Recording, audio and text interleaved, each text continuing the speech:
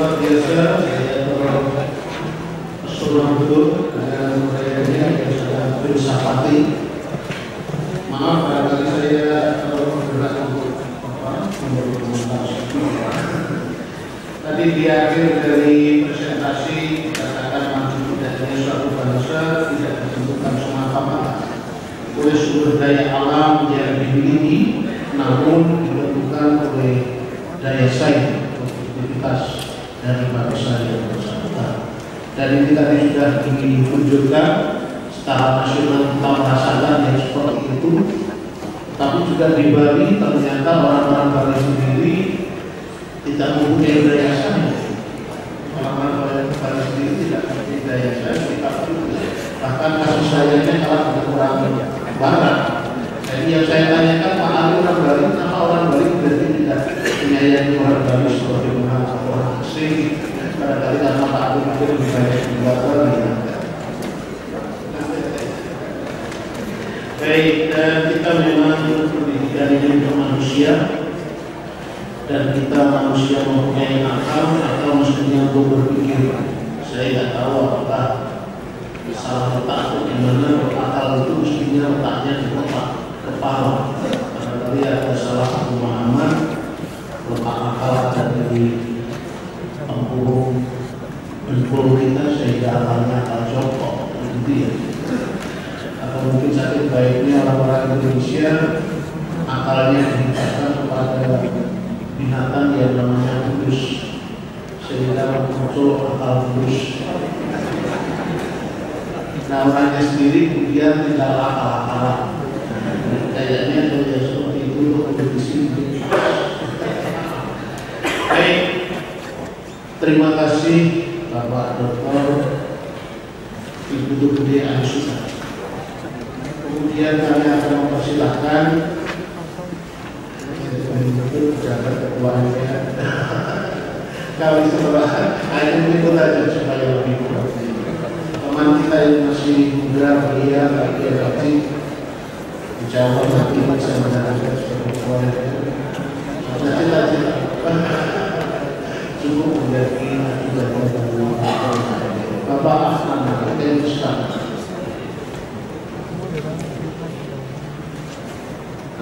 Terima kasih. Assalamualaikum warahmatullahi wabarakatuh. Saya diberikan oleh Pak Sidarto Subroto untuk mewakili beliau tiba-tiba karena mendadak. Sebetulnya beliau sudah 2 hari di Jogja. Ada acara lomba cerdas cermat titik-titik pilar. Tidak boleh Pak, titik-titik pilar. Terus kemarin menghadiri acara Obade 1000 di lapangan Geraha Pramana. Beliau menyampaikan salam kepada peserta sekalian, pada pembicara, pada moderator. Karena apresiasi beliau terhadap acara yang sudah berlangsung ini, ya beliau meminta saya untuk mewakili. Jadi mohon maaf kalau yang berbicara bukan total tapi akar. Karena saya mewakili, dia Pak Safi Marif, Pak Darto memberikan juga titik salam hangat karena beliau cerita waktu Jokowi diterima dengan sangat hangat dan sangat terbuka. Gitu kan? Itu bukan karena saya Pak serius. Karena saya mewakili, saya punya kesadaran tersendiri untuk tidak bicara di podium. Nanti dikira kebanyakan benar lagi sama Pak Cito. Saya muridnya Pak Cito, saya dari Fakultas Hukum UGM. Saya kira tadi ada sedikit Pak, jangan sampai ada curiga. Jangan-jangan karena 4 pilar sudah diputuskan oleh MK dibatalkan, sehingga Pak Darto mutung. Beliau ajudan Bung Karno, tidak mutungan maksudnya. Tetapi memang sebetulnya kalau boleh sedikit suara-suara MPR diungkapkan sedikit saja. Keputusan MK itu memang sama sekali tidak membicarakan motif. Jadi sama sekali tidak pernah dibicarakan apa sih sebetulnya motif MPR ketika dipimpin oleh almarhum Taufik Kimas. Itu nggak ceritakan motif mereka membuat 4 pilar. Jadi dalam konteks itu sebetulnya mereka bukan substansialnya yang dipersoalkan oleh Pak Cito ya, Pak Cito dan kawan-kawan gitu. Itu saja. Pak Darto sudah menitip makalah kepada peserta sekalian, mudah-mudahan sudah dibaca. Nanti saya kira kalau saya harus membacakannya nanti jadi pakar kedua. Saya kira saya ambilkan saja intinya di halaman 3 itu tentang pendidikan saat ini ada krisis jati diri dan kebangsaan. Jadi kita membicarakan sistem pendidikan Indonesia, bagaimana soal pendidikan segala macamnya. Yang paling nyata, krisis pendidikan kita adalah soal jati diri. Itu bisa kita bicarakan nanti. Sebetulnya Pak Sabi juga sudah menceritakan itu sudah sangat menyejarah juga karena pendidikan kita dulu pendidikan dari Jawa ya Pak Sabi, yang sekarang di tengah lain masih berlangsung. Pada waktu itu dikatakan dalam kata itu pendidikan memiliki urgensi dan relevansi yang besar terhadap upaya pembangunan karakter bangsa. Dalam hal ini dapat juga disebutkan bahwa urgensi pendidikan yang berkarakter merupakan suatu keniscayaan karena karakter merupakan nilai sangat esensial dalam berbangsa dan bernegara.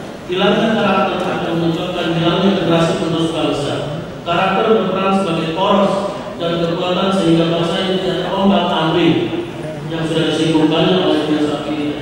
Karakter tidak datang dengan sendirinya, tetapi harus dibangun dan dibentuk untuk menjadi bangsa yang bermartabat. Nah, karena situasi berbangsa dan bernegara kita saat ini, mungkin kalau titik nadir itu paling rendah, mungkin kita di bawah titik nadir. Karena sama sekali tidak ada lagi teladan yang bisa kita tiru dari para penyelenggara negara. Orang-orang parlemen pasti marah ketika mereka dinilai buruk, tetapi pembelaan mereka tidak cukup karena selalu pembelaannya soal kuantitas. Wah, kan tidak semua anggota dewan seperti itu. Seharusnya kalau seperti yang diuraikan Pak Aris juga tadi, satu saja anggota dewan yang buruk namanya seharusnya 555. Yang lain itu merasa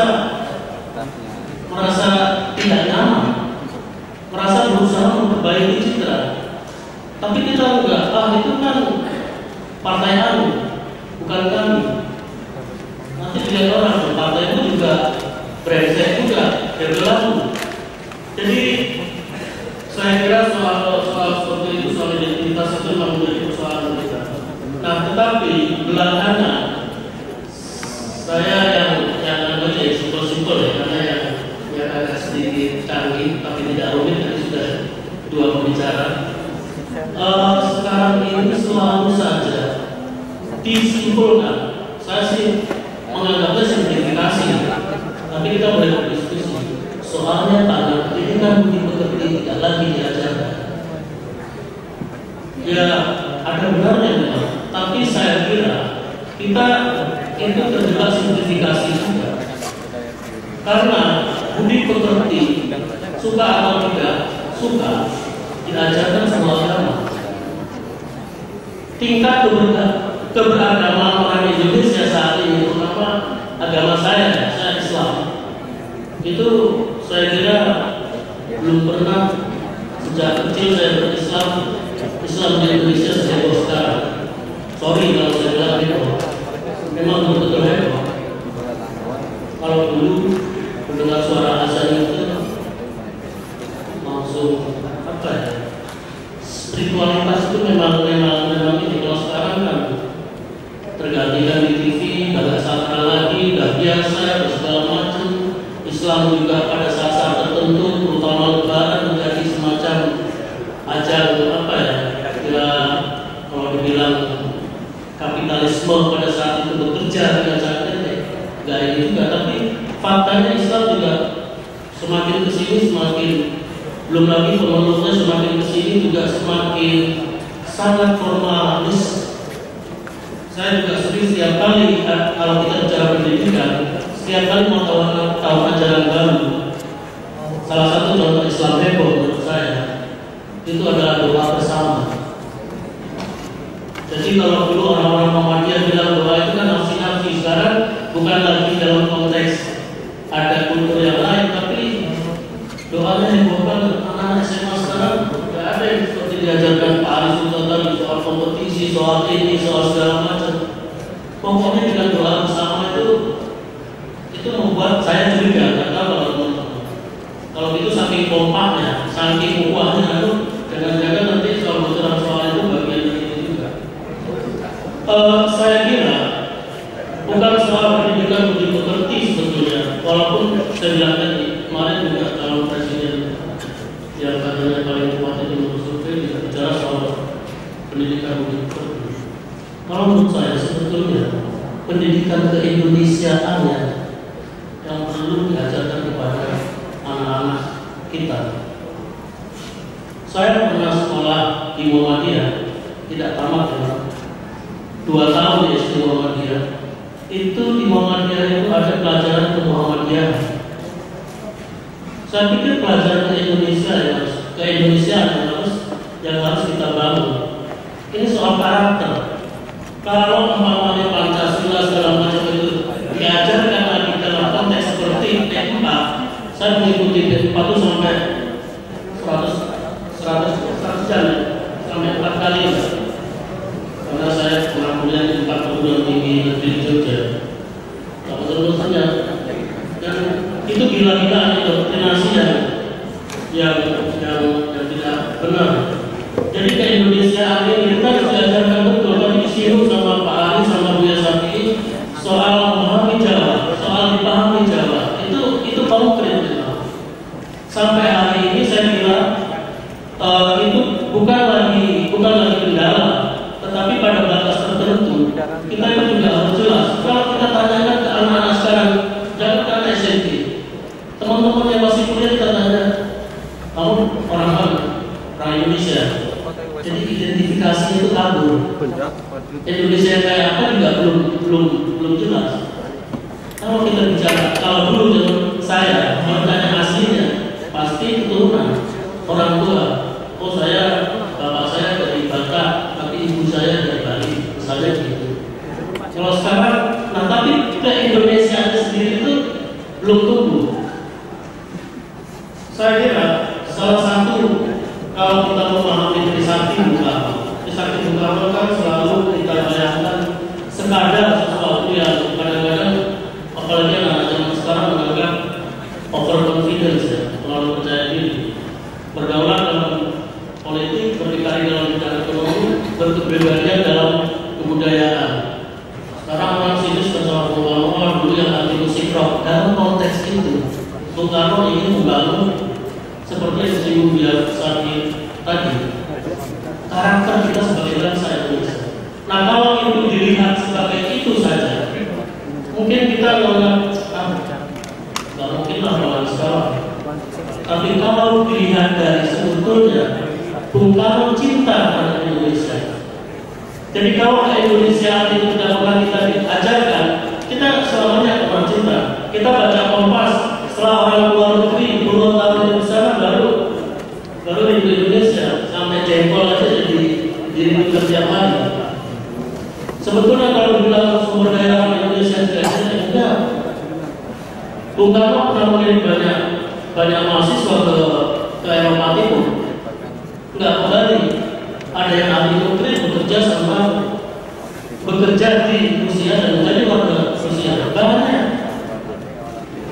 Kalau ketua MPR itu kan dikirim ke Amerika, jadi dia termasuk dulu pulang. Walaupun di sana waktu dia sekolah di sana itu diceritakan musuh-musuh Amerika itu salah satunya Bung Karno. Jadi ini soal rasa cinta kita terhadap bangsa kita sendiri. Kita sudah pergi kemana, baru kita bilang, sebetulnya orang Indonesia mampu. Beberapa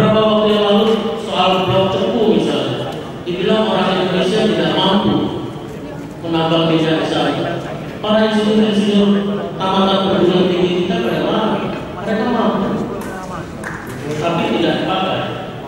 Itu karena kita memang rasa cinta terhadap Indonesia itu memang sama sekali harus kita pertanyakan.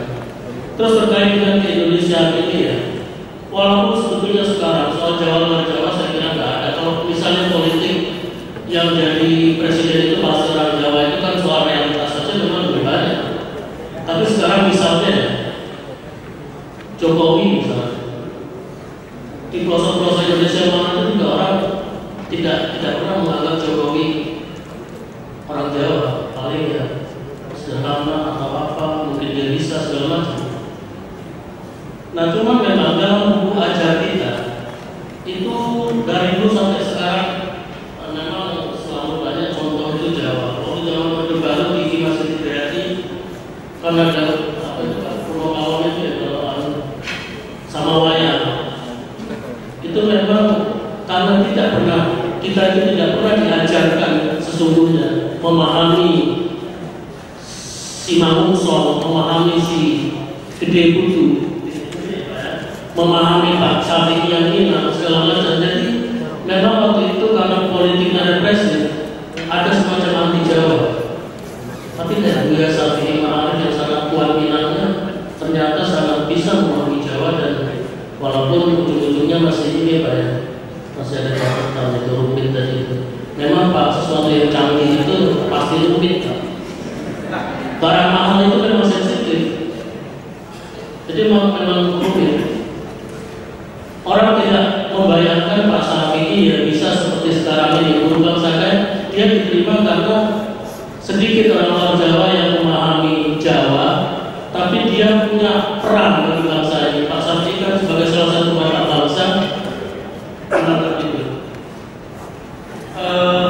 Jadi saya kira persoalan kekinian kita itu yang perlu kita apa namanya kita cari jalan keluar. Saya kira sebagai pengantar Pak, karena waktu juga kalau masih tersisa sedikit sebetulnya, saya ambil sebagai pengantar diskusi.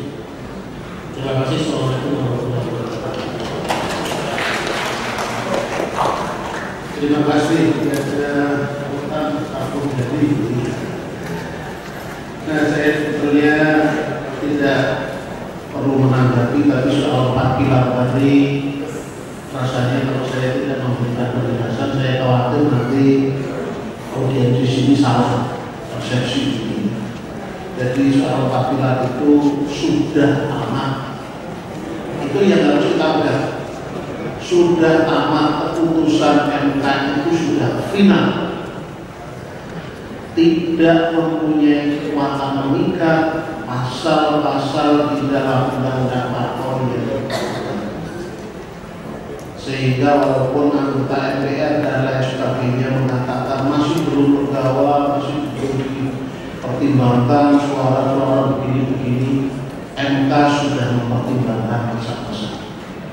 Silahkan bapak-bapak, ibu-ibu baca risalah sidang ketika menyidangkan masalah ini, baca baik-baik kesaksian-kesaksian saya dan teman-teman, baca baik-baik bagaimana tanggapan pemerintah dan juga MPR, sehingga sampai kepada kesimpulan 4 pilar sudah aman. Tepuk tangan untuk kita.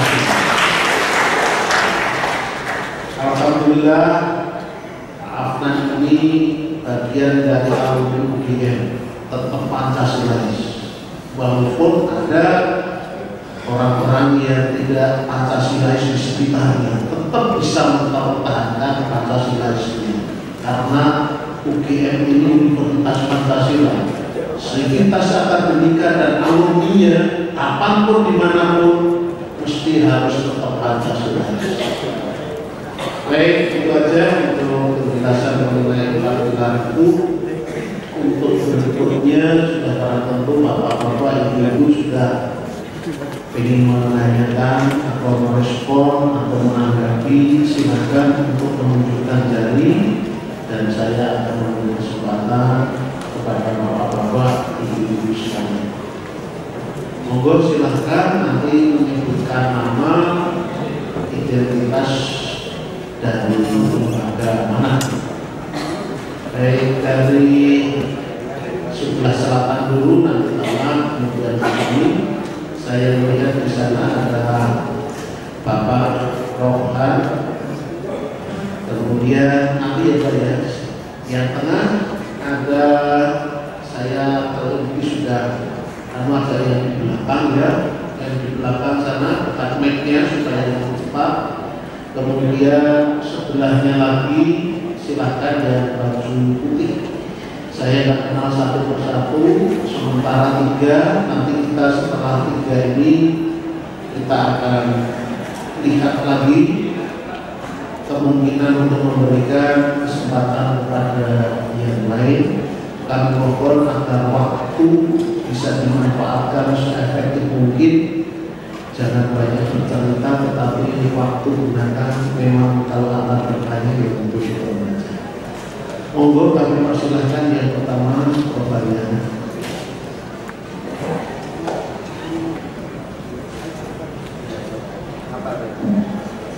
Assalamualaikum warahmatullahi wabarakatuh. Terima kasih Pak Moderator. Nama saya Aryono. Saya pensiun UGM. Pertanyaan saya tujukan pertama pada Buya Imarif, yaitu bahwa proses pendidikan itu pada hakikatnya adalah proses budaya.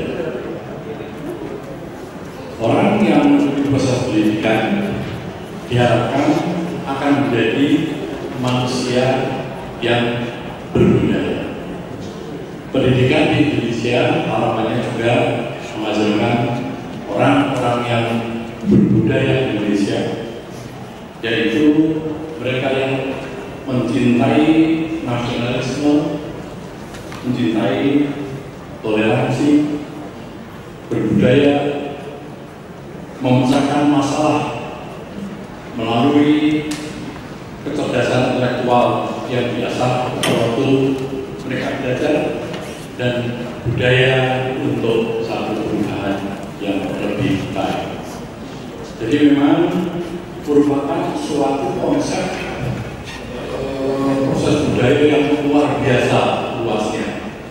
Kalau saat ini itu bagian-bagian pendidikan dasar menengah lebih banyak diserahkan kepada pemerintah daerah, maka saya melihat bahwa konsep ini kurang tepat. Seluruh pendidikan, kecuali pendidikan prasekolah, itu harus diorganisasikan oleh pemerintah pusat. Dengan demikian, maka konsep nasionalisme, toleransi, multikulturalisme, pemecahan masalah, kecerdasan dan sebagainya itu secara nasional dapat diberikan standar yang tepat. Saya kira ini yang saya sampaikan. Saya mohon respon dari Bapak Syarif. Terima kasih. Assalamualaikum warahmatullahi wabarakatuh. Waalaikumsalam. Terima kasih Bapak. Pendidikan dasar pada pemerintah daerah itu apa? Monggo nanti sampai. Kemudian yang di belakang kami persilahkan kalau sebut nama, identitas, dan gunakan waktu sebisa mungkin. Baik, terima kasih. Saya Ali dari Bridging Program Fakultas Ekonomi Ideologi. Saya tujukan pada Dr. Guru. Ini terkait dengan problem nilai kebinekaan dan kepribadian internasional di hadapan tantangan globalisasi. Saya pakai perspektif dari Tufer ya. Beliau pernah menjelaskan bahwa salah satu tanda yang menonjol dari globalisasi itu adalah overchoice. Banjirnya banyaknya pilihan-pilihan yang dihadapi oleh masyarakat dunia. Sebenarnya tadi Buya mengatakan ada persoalan-persoalan kesukuan yang masih mengajar ya. Sampai-sampai ekstrimnya pada masyarakat Jawa dikenal wong Jawa silang Jawa. Itu. Kemudian pada saat yang bersamaan masyarakat kita berkumpul dan besar-besar datangnya budaya baru, budaya asing. Saya tidak mengatakan hanya Barat ya. Timur Tengah pun juga sudah mulai masuk Indonesia. Nah, makanya kemudian saya pakai juga perspektifnya Ufler ya, dia kemudian menawarkan solusi shifting paradigm. Dan dalam hal ini saya terinspirasi oleh dari Bapak Dr. Putu tadi, bagaimana kemudian critical thinking itu menjadi salah satu bagian dari solusi untuk mengembangkan inklusivitas di tengah masyarakat kita. Nah, jadi pertanyaan saya adalah bagaimana kemudian critical thinking itu diimplementasikan dalam konteks pendidikan nasional dalam arti yang secara swasta. Saya tidak mengatakan itu pendidikan formal atau pendidikan, tapi itu menjadi satu agenda budaya. Kalau dikatakan sebagai strategi budaya itulah strategi budaya. Nah, cuma persoalannya saya pernah mendapati oleh dalam sebuah handbook ya, rational thinking, bahwa kalau di barat mengajarkan berpikir itu sih sudah terbiasa, mereka sudah siap dengan perangkat sistem dan sebagainya. Nah, bagaimana kemudian critical thinking itu kemudian masuk dalam sistem ya kalau formal yang pengajaran di sekolah-sekolah ya, kemudian itu juga menjadi bagian dari agenda besar pendidikan kita. Sehingga kekhawatiran yang disampaikan oleh Nesbit ya dalam bukunya High Tech, High Touch itu, bahwa sekarang kita tuh berada di zona mabuk teknologi ya, karena bagiannya pilihan kita tadi ya. Nah, bagaimana kemudian critical thinking itu menjadi perisai dan juga sebenarnya menjadi baik, sudah saya tangkap maksud dari inti dari pertanyaan bagaimana critical thinking tadi bisa masuk dalam sistem pendidikan nasional. Terima kasih. Kemudian berikutnya kami persilakan sebut nama, identitas, gunakan waktu semaksimal mungkin. Baik, terima kasih atas kesempatannya kepada moderator kita. Selamat sore semuanya. Assalamualaikum warahmatullahi wabarakatuh. Saya Hairul Umar dari Fakultas Filsafat Universitas Gadjah Mada. Kita tahu bahwa hakikat pendidikan itu adalah mau mendidik akal budi agar menjadikan manusia sebagai manusia yang lebih bermartabat, berbudi luhur, bukan mau menjadikan model atau orang yang fashionable. Tapi kita tengok fakta yang terjadi di Indonesia dan baru-baru ini, misalkan kasus SNMPTN di beberapa perguruan tinggi negeri, diskriminasi. Ingat, pendidikan bukan menjadikan orang sebagai orang model atau yang kita kenal dalam era sekarang. Menurut Pak Putu tadi, siapa yang dulunya maju, dia akan mudah diekspor ke televisi, masuk ke televisi. Pendidikan itu menjadikan orang akan budi orang itu menjadi manusia yang bermartabat. Tapi di Indonesia itu terjadi. Ini hal yang menurut saya sangat miris. Misalkan di fakultas ada beberapa fakultas seperti ekonomi, seperti fakultas sosial humaniora, yang padahal fakultas itu tidak memerlukan misalkan orang tidak perlu buta warna, bukan saya, tapi akal budi. Nah, ini persoalan yang pertama. Kemudian yang kedua, kita coba lihat juga fakta di Indonesia misalkan perekrutan tenaga kerja itu juga ada pertimbangan fisik. Ada pertimbangan fisik. Orang mau masuk akmil pun juga ada pertimbangan fisik. Padahal di Jepang manusia pendek yang dikenal manusia pendek itu sangat luar biasa. Gerilyanya ketika berada dalam perang dunia II waktu itu. Nah, ini suatu persoalan besar yang harus segera diselesaikan. Nah, pertanyaan saya kepada tiga narasumber di depan, bagaimana revolusi melalui transfer value dalam pendidikan itu untuk mengembalikan hakikat pendidikan tadi menjadikan manusia lebih bermartabat dan karakter, bukan menjadi bukan suatu ajang untuk mencari manusia untuk dijadikan model. Ini persoalan. Dan bagaimana mengembalikan hakikat pendidikan itu tadi yang diinginkan oleh Jadi Orang. Itu yang pertama. Yang kedua, ini sedikit berkaitan dengan ekonomi, Bapak Ibu semuanya. Kita tahu bahwa 2015 besok kita akan menghadapi ekonomi ASEAN Economic Community 2015. Yang itu pada intinya adalah akan melakukan integrasi ekonomi melalui proses liberalisasi yang jelas-jelas sangat bertentangan dengan ekonomi kerakyatan. Itu jelas sekali bertentangan dengan ekonomi kerakyatan. Selain itu juga banyak siapapun yang terjadi di Indonesia. Misalkan jumlah investor kita, karena salah satu yang mau diberprestasi itu di bidang investasi. Jumlah investor kita tidak lebih dari 1% dari seluruh jumlah penduduk Indonesia. Ini data dari Bursa Efek Indonesia. Sedangkan di Malaysia itu 20% dari seluruh jumlah penduduk Malaysia. Di Singapura 30%. Apalagi Thailand juga kalau tidak salah saya itu 25%. Sedangkan kita sekitar 400 orang, tidak lebih dari 1% kita. Tenaga kerja juga antara yang terdidik dengan tidak terdidik itu hampir 50-50, Pak. Nah, artinya apa? Perlu kebijakan jangka pendek. Entah itu melalui kebijakan yang dilakukan pemerintah, kebijakan melalui transfer value dalam pendidikan yang harus dilakukan untuk segera mengembalikan menyadarkan bangsa kita. Nah, kira-kira tawaran ketiga narasumber itu Pak untuk pendidikan itu seperti apa? Karena saya yakin problem-problem yang kompleks di Indonesia, masalah pendidikan, ekonomi, tenaga kerja, pengangguran dan sebagainya, itu karena masalah nasionalisme. Saya rasa seperti itu. Mohon tanggapannya Pak. Dan satu lagi untuk Pak CP Marif, saya rasa memang kita perlu mengikuti adat Jawa. Tapi melihat kondisi Indonesia saat ini yang ditantang 2020 ekonomi internasional dan 2015 ekonomi ASEAN, saya rasa perlu kolaborasi antara budaya Sumatera Barat dengan Jawa. Jadi kalau Jawa terus nanti malah nggak maju Indonesia Pak, karena terlalu jelimet gitu. Jadi sekali-kali harus menggunakan gaya JK juga Pak, atau mungkin kolaborasi Jokowi dengan JK mungkin. Terima kasih. Assalamualaikum warahmatullahi wabarakatuh. Baik, kami akan serahkan waktu kepada para narasumber kita untuk memberikan respon jawaban.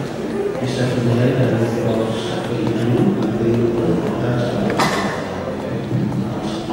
terima kasih Pak Profesor. Saya setuju Pak ya. Di pendidikan itu ditangani lagi ya oleh pusat. Dengan catatan orang pusat yang nanti pendidikan.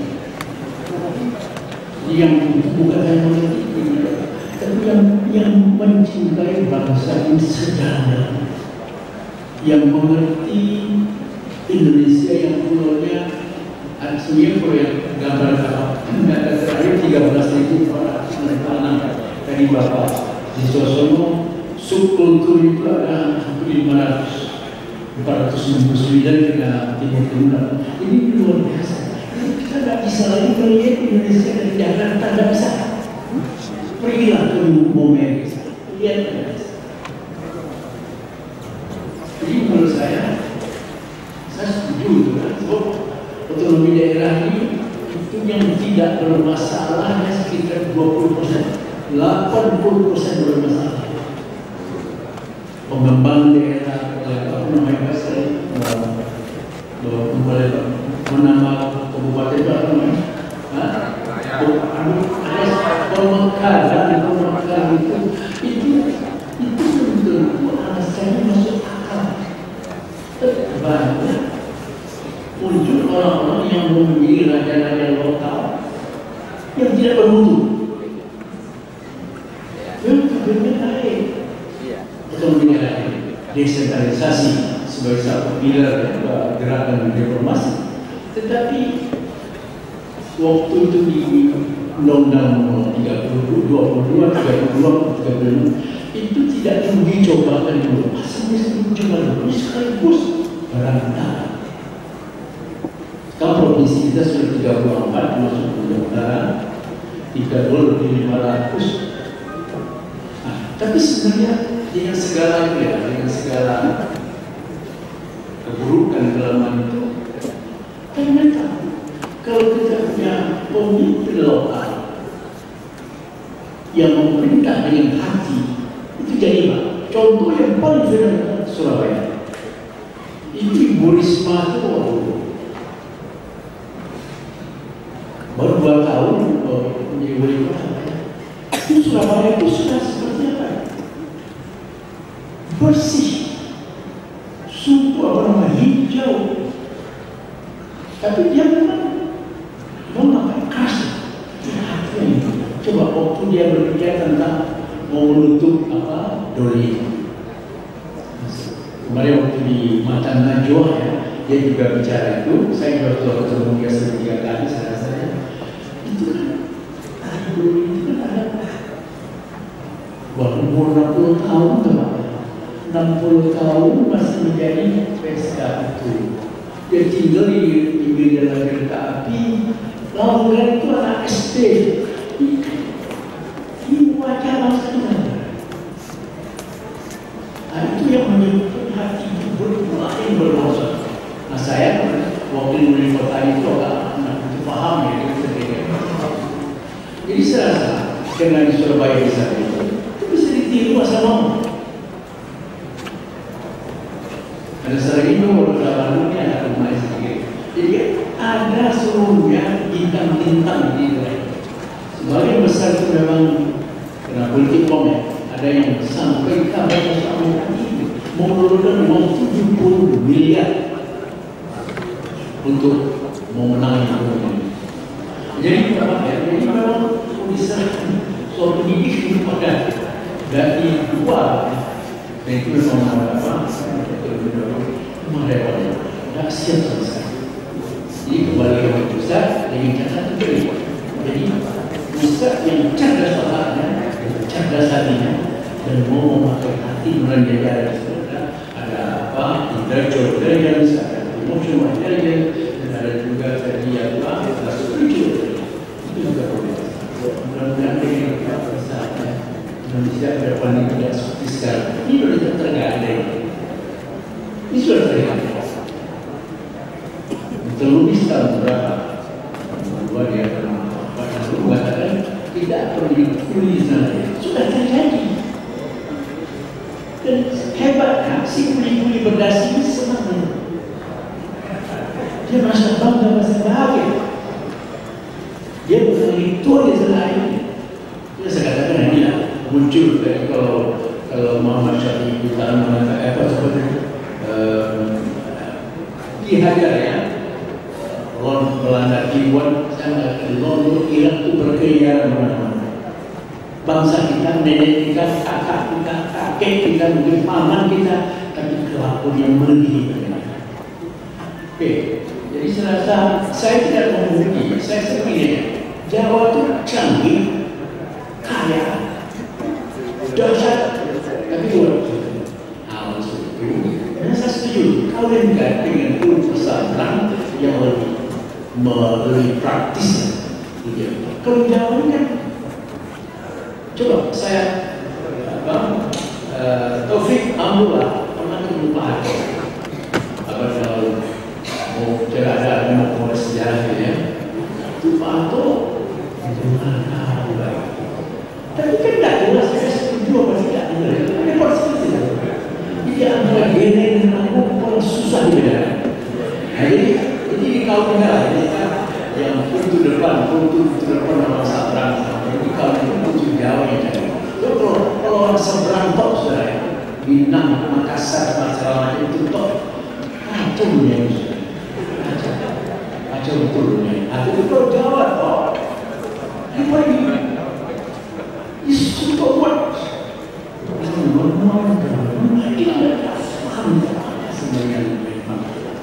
canggih. Itu aja saya setuju. Jadi yang kita katakan puncak budaya punya budaya semua puncak budaya itu bagus sekali. Kita belum semuanya budaya kita belum saling mengenal. Ada suku yang kaya yang jumlahnya datang tahun. Ternyata apa? Suku itu dalam bahasa Barat ya, pengiritik Bali. Saya juga pengiritik Minang. Minang itu dikenal sebagai industri otak, hebat-hebat gitu. Sekarang Minangkabau yang ada sekarang ini itu bagian dari Indonesia yang umumnya.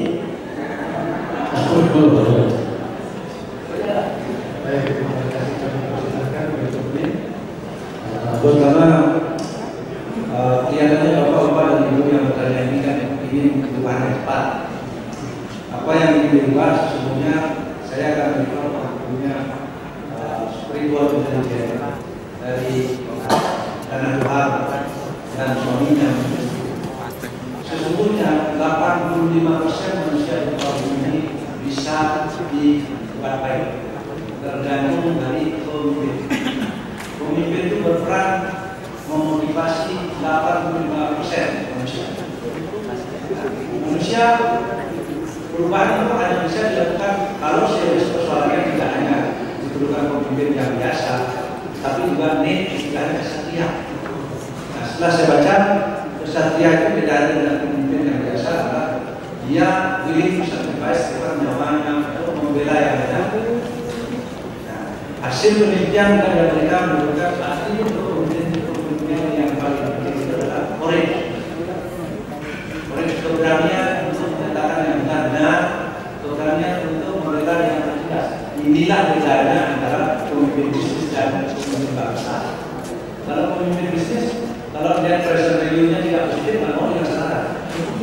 Tapi kalau pemimpin bangsa, memang kehadirannya untuk harus membela yang tidak. Kalau membela yang keren dan yang kita saja, ya tidak ada pemimpin.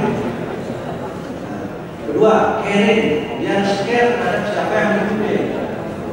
Ketiga, optimisme, pemimpin tidak boleh bersedih di depan pemimpin, begging untuk dikasihani tidak bisa.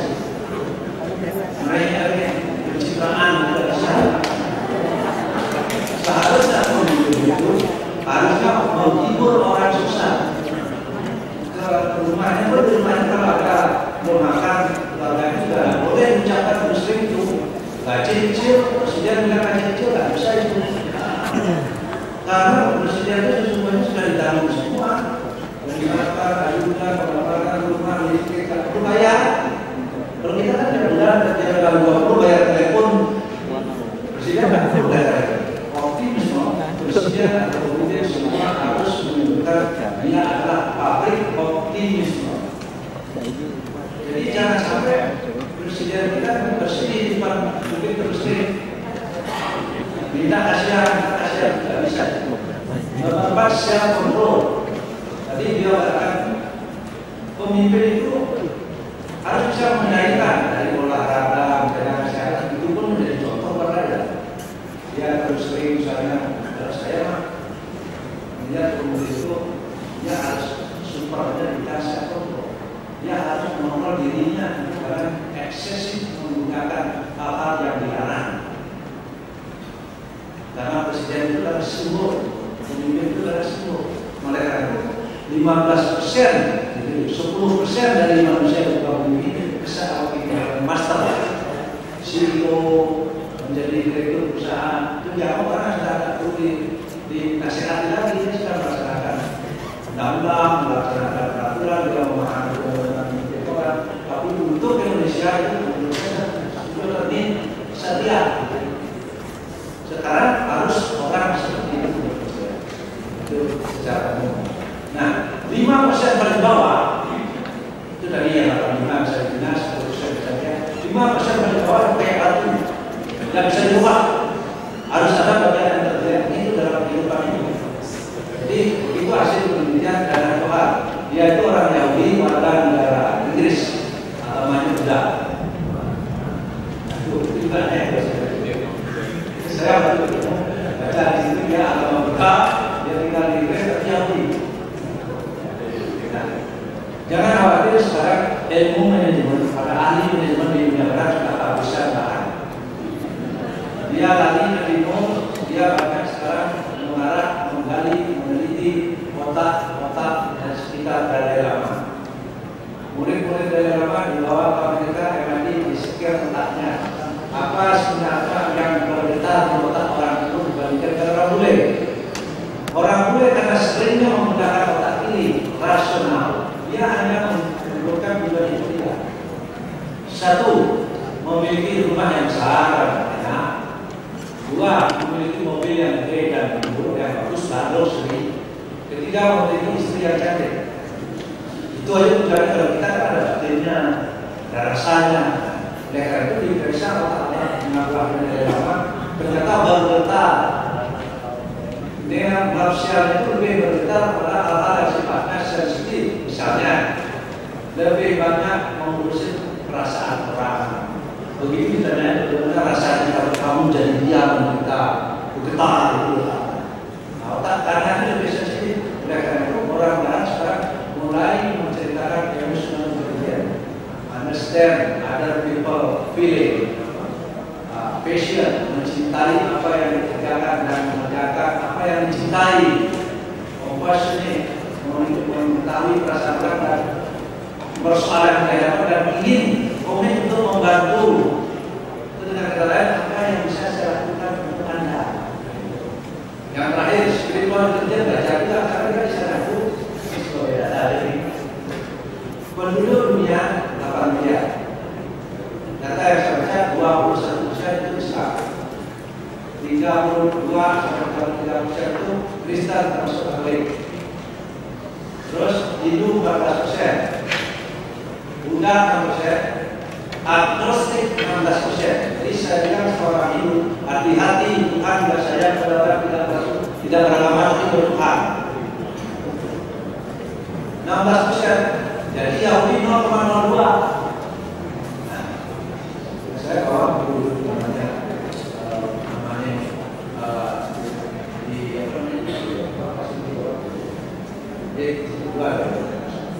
namanya buku The Startup Nation, The Economic Miracle of Israel.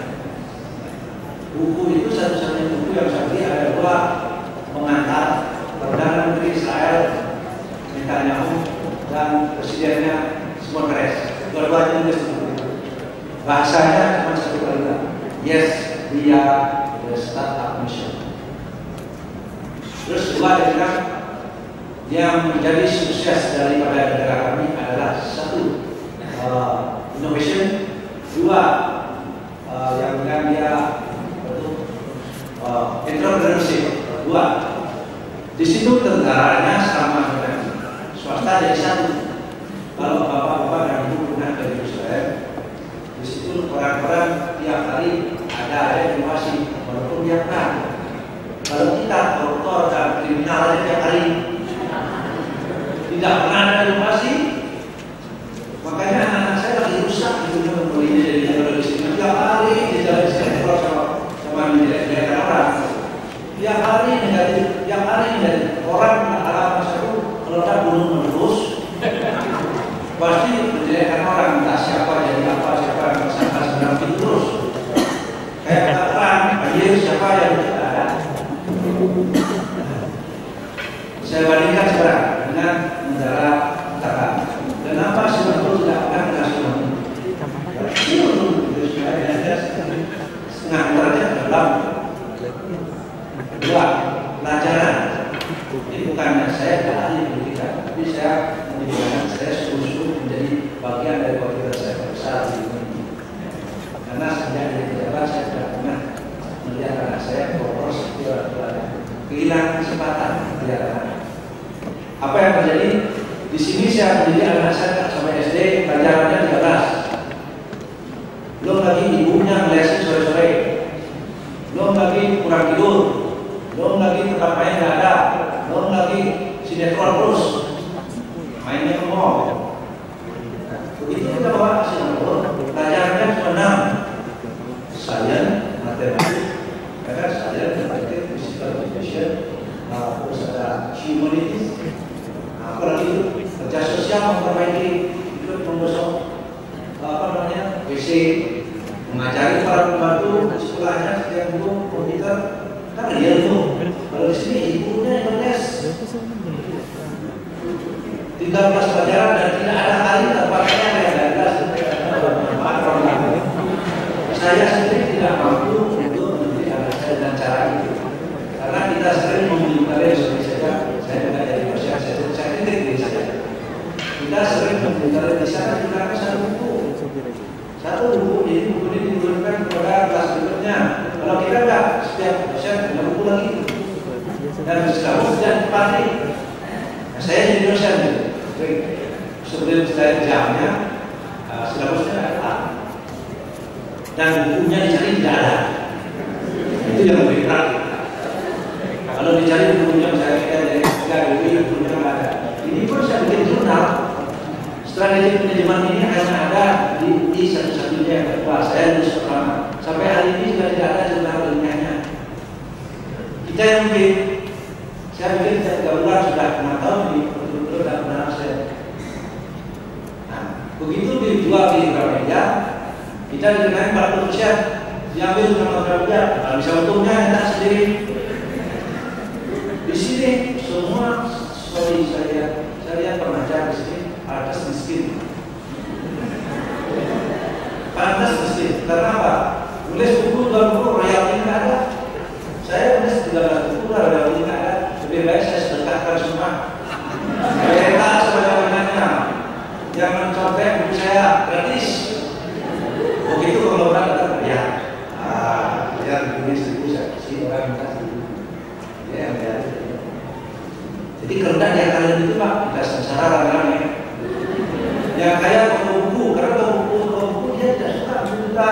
Kalau kita nyetak dia, kita disuruh beli buku yang kita tulis sendiri 500 S. Belum ada di dunia itu. Hanya di sini itu. Saya punya profesor satu dari Center, saya perjuangkan sampai Singapura lebih dari Cina. Saya bawa ke sana Pak Agung tulis buku hanya dia satu-satunya orang Indonesia umur 82 tahun sekarang yang diterima oleh John Wiley & Son menulis buku statistik. Satu-satunya orang Indonesia. Begitu saya datang ke sana, ini orang tua saya, yang minta saya, yang luar biasa saya. Kenapa harus buat buku? Nggak bisa. Asal waktu itu mau bikin festival, mau saya. Apa festivalnya yang terlalu? Ini orang boleh kan? This book is superb, everybody must read it. Itu aja sudah, dan langsung terima. Tapi terus saya bisa gitu, orang lain bisa saya. Nah saya tidak mau, ini terlalu banyak luka yang dirasakan oleh departemen masyarakat pendidikan kita. Saya agak dikasih solidar berbahasa tentang saya pindah dari Udayana ke Erlangga, tidak pakai surat. Harusnya pakai surat di sini tidak ada jurusan ini, oleh karena itu saudara itu tidak ada itu. Ini tidak pakai. Saya diantarkan oleh orang Jawa, dan saya bukan sama orang Jawa banyak sekali. Ya karena saya dosen tidak tahu penalisan Dinas Surabaya itu pindah Jakarta, langsung kalau minta orang boleh. Itu yang saya jelaskan. Tidak bisa saya jelaskan perundangan dari yang di atas semua. Belum ada orang pindah dari Udayana ke Erlangga, belum ada, kecuali dosen. Belum ada yang diterima juga oleh orang Bude. Orang Bude itu orang Jerman, Profesor Uni. Pindahin saya kalau mereka juga. Ini artinya bahwa kan tidak banyak orang seperti saya yang tahu itu.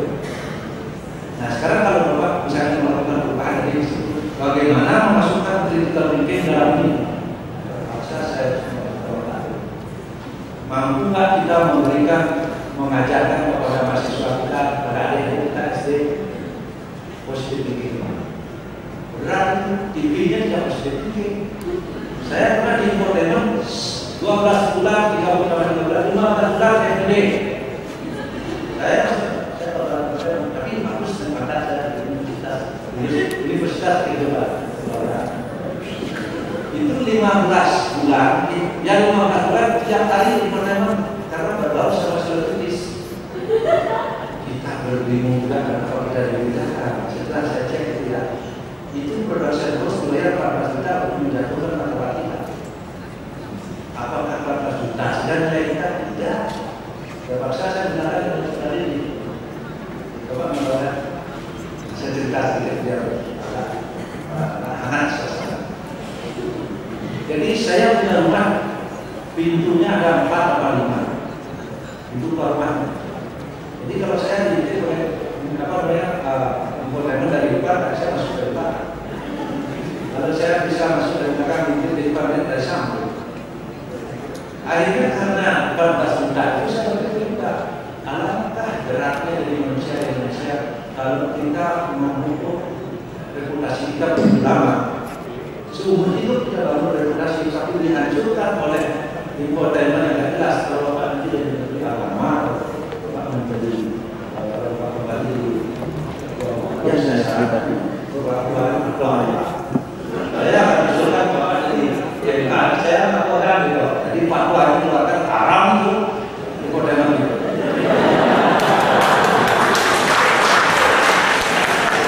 Nah misalnya ini saya tahun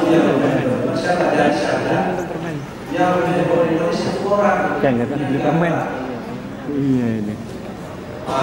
Gimana caranya? Permen. Keluar akal saya sebenarnya jelek, tidak boleh. Saya akan datang kepada India setelah 15 bulan. Saya tiap hari tidak.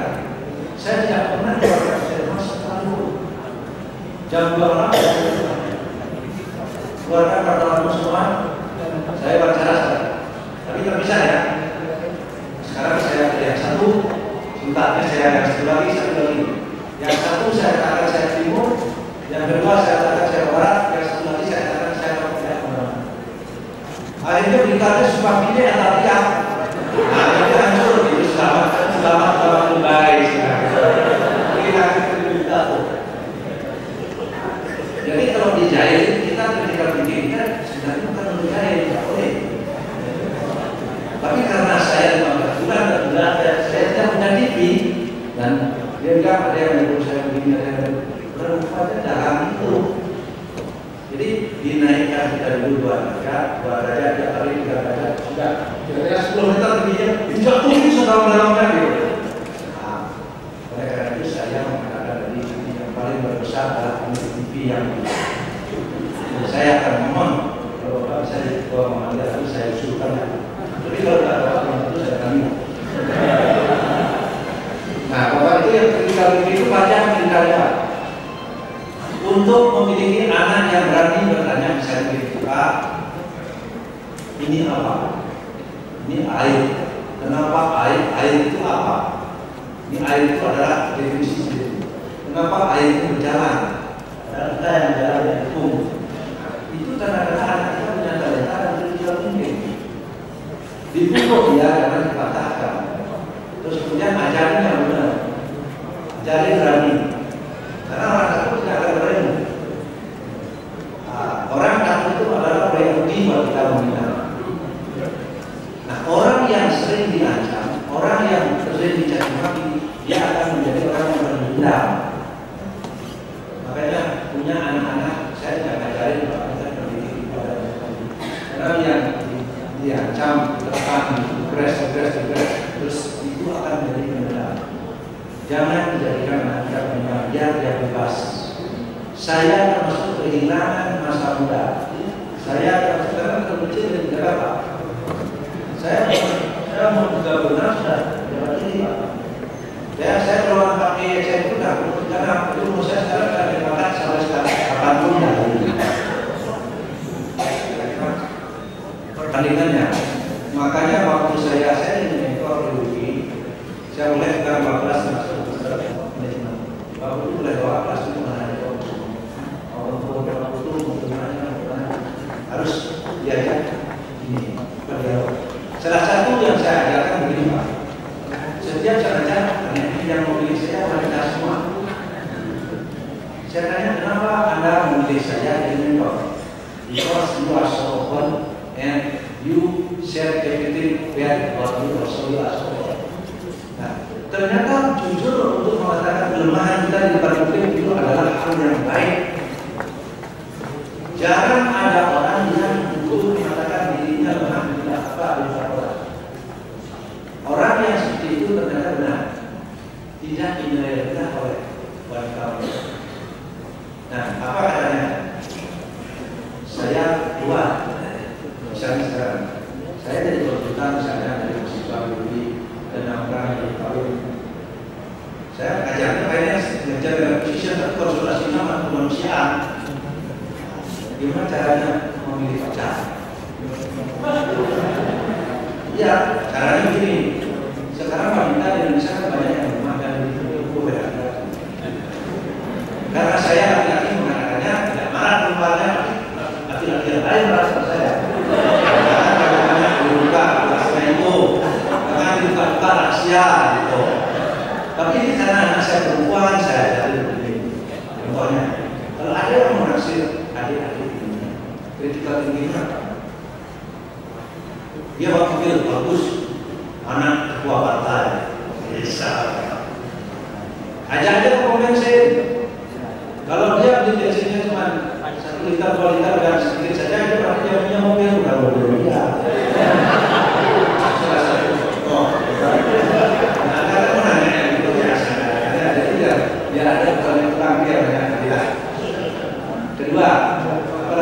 Kalau ada orang yang mendesak-desak Anda untuk menjawab sesuatu pertanyaan yang tidak ingin Anda jawab, itu artinya apa? Ada pelanggaran etika, ada pelanggaran yang ingin dibuat. Saya di BPPR dari kedua, saya belum pernah tutup pintu saya untuk melayani orang. Selalu ada dua orang staf ahli saya mencatat apa yang dibicarakan oleh orang-orang yang datang saya. Ini mohon maaf dari orang. Jadi waktu saya di tempat pagi-paginya semua itu mengancam saya, mengancam kami saya mengatakan, "You berani pergi dari ketua BPR kalau you harus pergi." Kita apa sekarang juga. Apa jawaban saya? Pak, pagi-pagi Anda menjadi pendeta dan saya di sore Anda mengajarin saya dari Bali. Saya katakan, saya teruskan. Belum itu saya bayar terus. Oleh karena itu, apa yang diperhatikan kita mungkin mulai dari basic. Keluarga harus sinkron dengan sekolah. Guru harus sinkron dengan keluarga. Saya di Singapura, walaupun saya sama istri saya juga, dia sering menyanyi anaknya begini. Anak saya sudah pulang, yang kita terus dia gini. Anakmu mau pulang, anakmu bukan mereka. Bahwa tidak bisa, tidak pulang. Tidak harus tidak sama. Nah, perubahan di critical thinking ini tidak ada pelajaran khusus critical thinking. Pelajaran ini adalah multidisiplin yang diterapkan di mana saja untuk memperoleh hasil yang optimal. Hilangkan rasa takut, terus kemudian positive thinking, terus kemudian menerima perbedaan. Nah ini ibu-ibu dan bapak-bapak ingat itu. Kalau kita sama istri A plus B, itu apabila saya sering berjalan dengan istri saya, jadi saya akan bapak menanyakan A plus B. Kalau kawin tidak boleh menjadi B dan A. Kalau orang kawin A plus B sebelum kawin, terus menjadi 2A atau 2B, berarti terjadi kemunduran. Harus jadi 2A atau B, 2A plus 2B, baru bisa. Nah, dalam penerapan ini juga sama. Jadi saya tidak akan berbanyak lebar. Critical thinking adalah foundation for your success. Hanya hubungan manusia dengan manusia lain yang bisa critical thinking dengan Tuhan dan lain. Jangan pesan saya salah juga mengatakan. Pokoknya critical thinking for you and other human being, not for the Lord, not for Almighty. Almighty is the way. Almighty itu adalah faith, keyakinan. Yakin artinya you understand what God. Tapi kalau manusia dengan manusia tidak jadi. Itu aja. Terima kasih. Terima kasih. Ya, Sabri dan Pak Aris sebetulnya sudah mencoba memberikan masalah kita dengan berbagai contoh tadi. Kalau saya informasikan, Pak infotainment itu pernah difatwakan ini haram, sudah pernah. Tapi ya karena mungkin sebagai lembaga yang mungkin tidak mempunyai legitimasi yang kuat di masyarakat, jadinya begitu. Jadi memang masyarakat Indonesia itu salah satunya ya apa ya, lentur. Infotainment itu nggak ada, Pak. Informasi kok menghibur. Informasi itu ya tetangga meninggal, itu informasi. Ini kan infotainment. Ada lagi ilmiah populer. Profesor Joko dari ITB itu pernah ngomong, ya ilmiah populer. Tapi di masyarakat kita ini lentur itu gampang bernegosiasi. Yo maksudnya ini ilmiah, tapi kamu bisa baca lah. Ya ilmiah aja, nggak bisa baca ya harus belajar baca. Jadi dilarang 4 mata, dibikin bukan 4 mata. Itu menghina sebetulnya. Tapi ya jalan terus. Di masyarakat kita ternegosiasi terus-menerus setiap hari. Partai politik kita yang nasionalis, kami juga religius. Yang jelas-jelas mereka Islam, kami juga nasionalis. Cinta bangsa itu sebagian dari iman. Jadi kita nggak jelas. Kenapa sih Islam? Yes, kami Islam, partai Islam. Kami nasionalis. Kalau dibilang nanti lo nggak cinta Indonesia, partai Islamnya, partai nasionalis dari Republik Indonesia. Kita tuh ya begitu. Ada lagi praduga tak bersalah. Saya belajar fakultas hukum, praduga tak bersalah itu adalah kalau kita di pengadilan, karena kita sistemnya majelis. Jadi semua orang itu hakim. Jadi kalau ada terdakwa, si hakim ini nggak boleh mengatakan dia bersalah. Lah kalau masyarakat, opini publik nggak bisa diberantas dong. Polisi yang nangkap tangan maling bilang hargai praduga tak bersalah. Banyak konyol gitu. Terus kalau di Amerika sistemnya tunggal itu, juri, sistem juri. Apakah semua orang bisa cepat guilty, semua orang pasti bersalah? Ya enggak. Itu tugasnya juri itu. Jadi maksud saya kita ini banyak yang apa ya, yang udah dinegosiasi lah. Soal tadi ya, soal pendidikan pusat itu memang sebetulnya dalam konteks tertentu secara umum ya, itu memang seperti agama, itu juga domain pusat. Jadi kalau ada gereja misalnya disegel di Bogor, itu yang harus SBY yang mau buka segelnya, bukan bupati atau wali kota di sana. Itu domain pusat. Repot kalau hal seperti itu. Jadi seperti yang Pak Saki bilang, otonomi daerah itu juga kacau. Kita dulu samping euforia, reformasi kemarin kan reformasi perubahan yang tanpa skenario. Saya termasuk cantik. Ya sekarang terjadi jual opo. Karena memang gerakan itu tidak terdesain. Karena memang kita juga sangat represif dari ketika juga yang ada. Ternyata Soeharto jatuh. Walaupun Soeharto jatuh juga bukan semata-mata karena gerakan, karena rupiah turun, namanya ada faktor-faktor yang lain. Kalau kita disebut tadi ya soal segala macam banyak pilihan, pertanyaan sederhananya, apakah banyak pilihan itu membuat bingung orang Indonesia? Saya kira itu juga banyak pilihan juga dialami Korea, dialami Eropa, dialami, jadi persoalannya sama sebetulnya.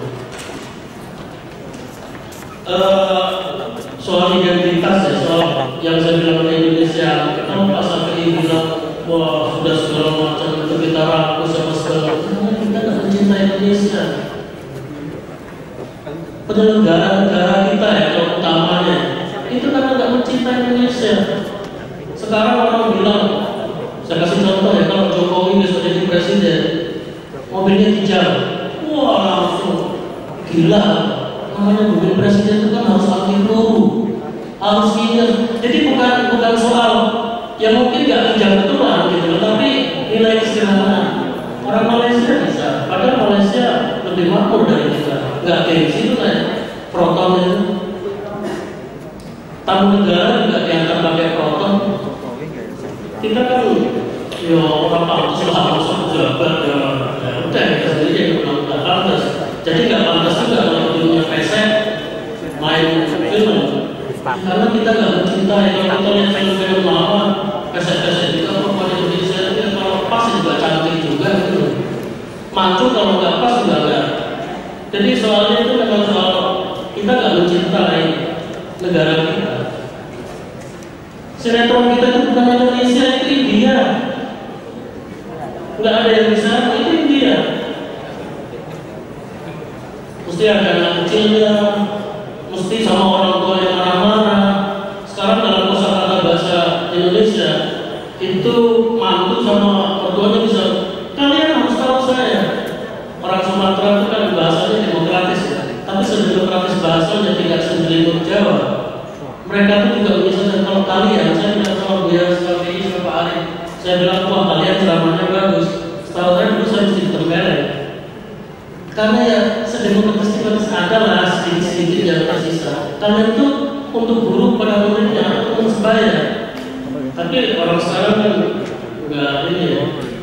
Terus soal pendidikan kita, soal diskriminasi, saya juga ada teman saya alumni Fakultas Hukum Gadjah Mada, dia tamat dengan nilai yang baik, tapi karena dia invalid tidak bisa jadi hakim. Padahal teman saya secara fisik, kalau kakinya tidak invalid, itu karena obat itu yang kecil, orang yang cukup gagah dan ganteng, ya mancung ya segala macam itu lah yang dalam wayang kita ganteng itu kayak apa. Dan berwibawa dia jadi hakim karena orang pasti nggak tahu kalau dia, tapi nggak bisa. Kita nanya semua guru besar juga, ya apalagi kalau seperti yang dibilang teman tadi itu. Tapi pada batas tertentu, kalau ahli misalnya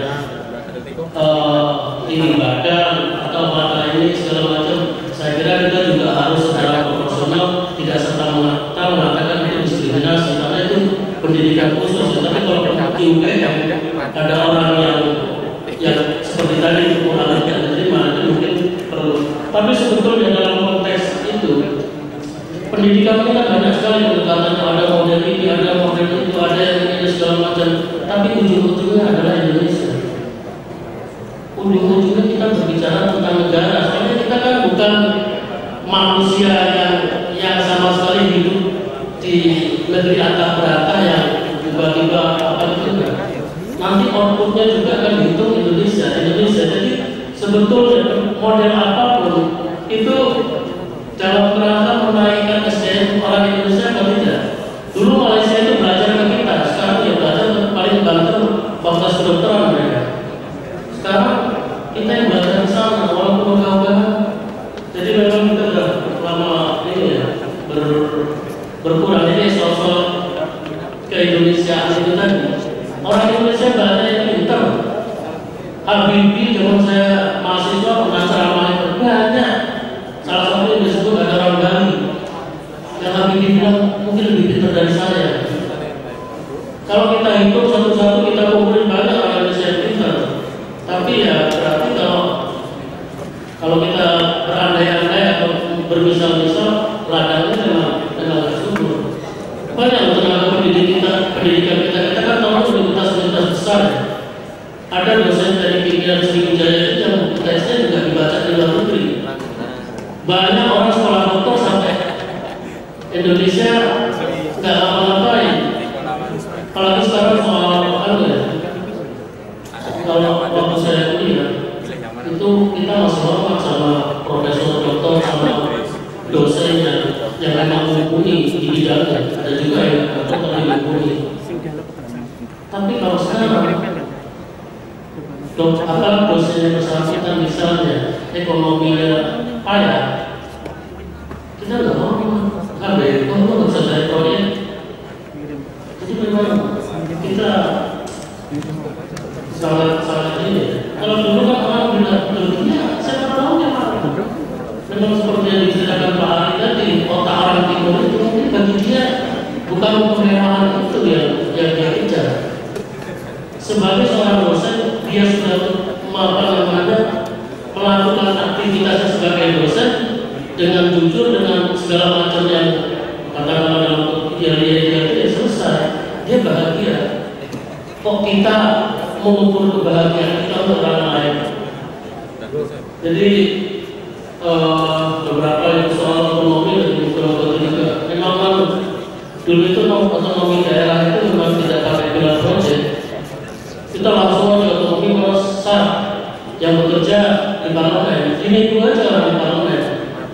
Jadi setelah yang dibilang Pak Sohri kemarin terjadi pemekaran, mereka nggak punya apa-apa. Nah itu berjalan terus menerus. Saya kira itu karena kita tidak mencintai negara kita. Jadi ada ini saya agak berbeda sama teman-teman saya soal sekolah RSPI. Itu kan akhirnya diselesaikan. Sebetulnya cita-citanya itu kan pemerintah tidak ingin ada sekolah Turki di sini ya. Ada sekolah asing banyak masuk ke sini, dan pemerintah ingin, cuma caranya mungkin nggak pas. Undang-undang ditabrak, konstitusi segala macam itu, jadi undang-undangnya tidak sinkron dengan konstitusinya. Tapi sebetulnya dalam konteks tertentu, karena melihat memang, tapi kan kita serta-merta, wah nanti nasionalismenya di mana? Nasionalisme itu tidak selalu orang tidak boleh berbahasa asing gitu loh. Itu kan ya kita nggak bisa juga kalau ada anaknya sekolah di rumah kelas itu, saya kira nggak seformal itulah menilai orang aslinya atau tidak. Nah, sekolah RSPI sebetulnya dalam rangka itu. Sampai saya dibilang orang ini, tapi kan itu enggak juga RSPI, enggak tidak tiap hari bahasa asing. Tiap hari berbahasa Indonesia, tapi cara berpikirnya tidak Indonesia banyak. Jadi saya kira mungkin itu Pak. Baik, Bapak-Bapak, Ibu-Ibu, kita masih mempunyai waktu 32 menit kalau saya dari MC tadi sampai jam 5. Kami masih akan memberi kesempatan kepada Bapak-Bapak Ibu sekalian untuk memberikan pertanyaan, tapi singkat-singkat saja. Silakan barangkali bisa menunjukkan diri dan bertanya. 1, 2, yang dari sana kan? Hari ini tidak jadi tanya. Oke, kita mulai dulu dari yang depan ini, Mas. Kalau singkat ada. Assalamualaikum warahmatullahi wabarakatuh. Saya Bayi Kurniawan dari Banjarnegara. Saya mau tanya, sebenarnya saya datang ke kongres ini membawa kegalauan, Pak. Saya itu karena melihat peserta didik saya semakin sulit untuk dibawa mindsetnya memahami substansi pendidikan itu sendiri itu seperti apa. Mereka sangat sulit. Yang mereka tahu itu padahal sudah SMA, tapi sulit sekali untuk dibawa menuju substansi pendidikan itu sebenarnya seperti apa. Seharusnya pendidikan itu kan membangun mental, membangun kreativitas, membangun rasa. Bapak-bapak tadi kata olah rasa, keseluruhan itu seharusnya mereka dapatkan setelah lulus. Tapi ternyata yang saya hadapi, mindset mereka telah terbentuk oleh media massa, oleh teknologi, bahwa pendidikan itu selesai kalau mereka bisa mengerjakan soal-soal dari bapak ibu guru, mengerjakan uang, lulus dengan nilai bagus, selesai pada tahun itu pendidikan. Yang saya tanyakan, apa yang harus kita lakukan sebagai guru supaya mengembalikan substansi pendidikan, mindset substansi pendidikan pada anak? Karena jujur saja saya baru 4 tahun jadi guru, hampir putus asa. Rasanya saya tahu apa yang harusnya mereka dapatkan setelah belajar, tapi kemudian mereka tidak bisa dibawa ke situ. Itu saya merasa geram, benci sekali karena sistem pun mendukung itu. Dengan adanya saya jujur saja tidak setuju dengan adanya uang. Mungkin kalau tujuannya benar, prakteknya benar mungkin, tapi pada prakteknya lain, di lapangan itu lain. Anak-anak dibawa justru menghindari substansi pendidikan itu sendiri. Iya. Mohon maaf, terima kasih Pak. Assalamualaikum warahmatullahi wabarakatuh. Waalaikumsalam.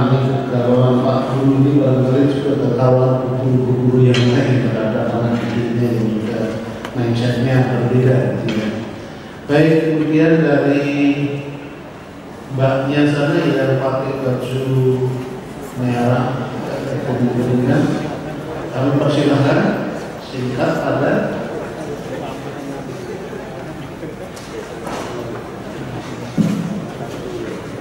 Terima kasih atas waktunya.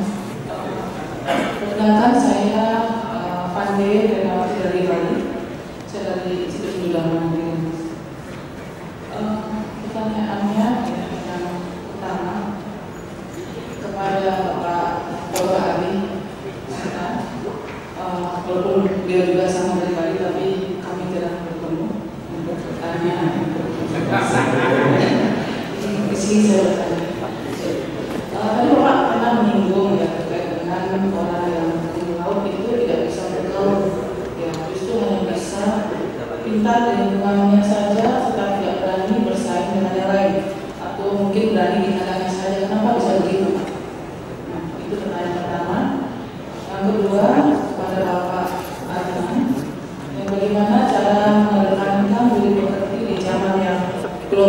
ini, utamanya kepada mahasiswa, kiranya caranya bagaimana? Karena di zaman global ini saya lihat banyak orang yang dalam kehidupan sehari-hari hadir di depan publik, dia pakai pakaian yang mini, bahkan bukan hanya anak muda tapi orang tua pun. Jadi bagaimana cara mendapatkan motivasi itu? Kiranya program yang sesuai dengan yang terima kasih. Terima kasih dari Bali. Kemudian dari bagian kiri banyak yang tadi sudah menunjukkan langkah kesehatan.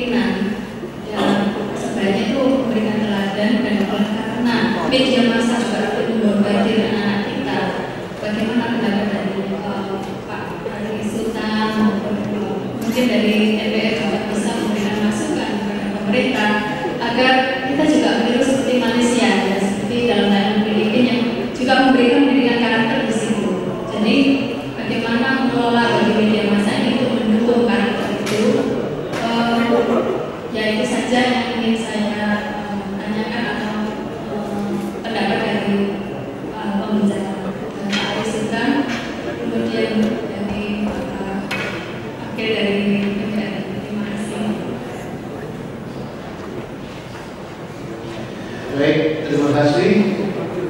Satu lagi aja ya dari belakang, tapi singkat.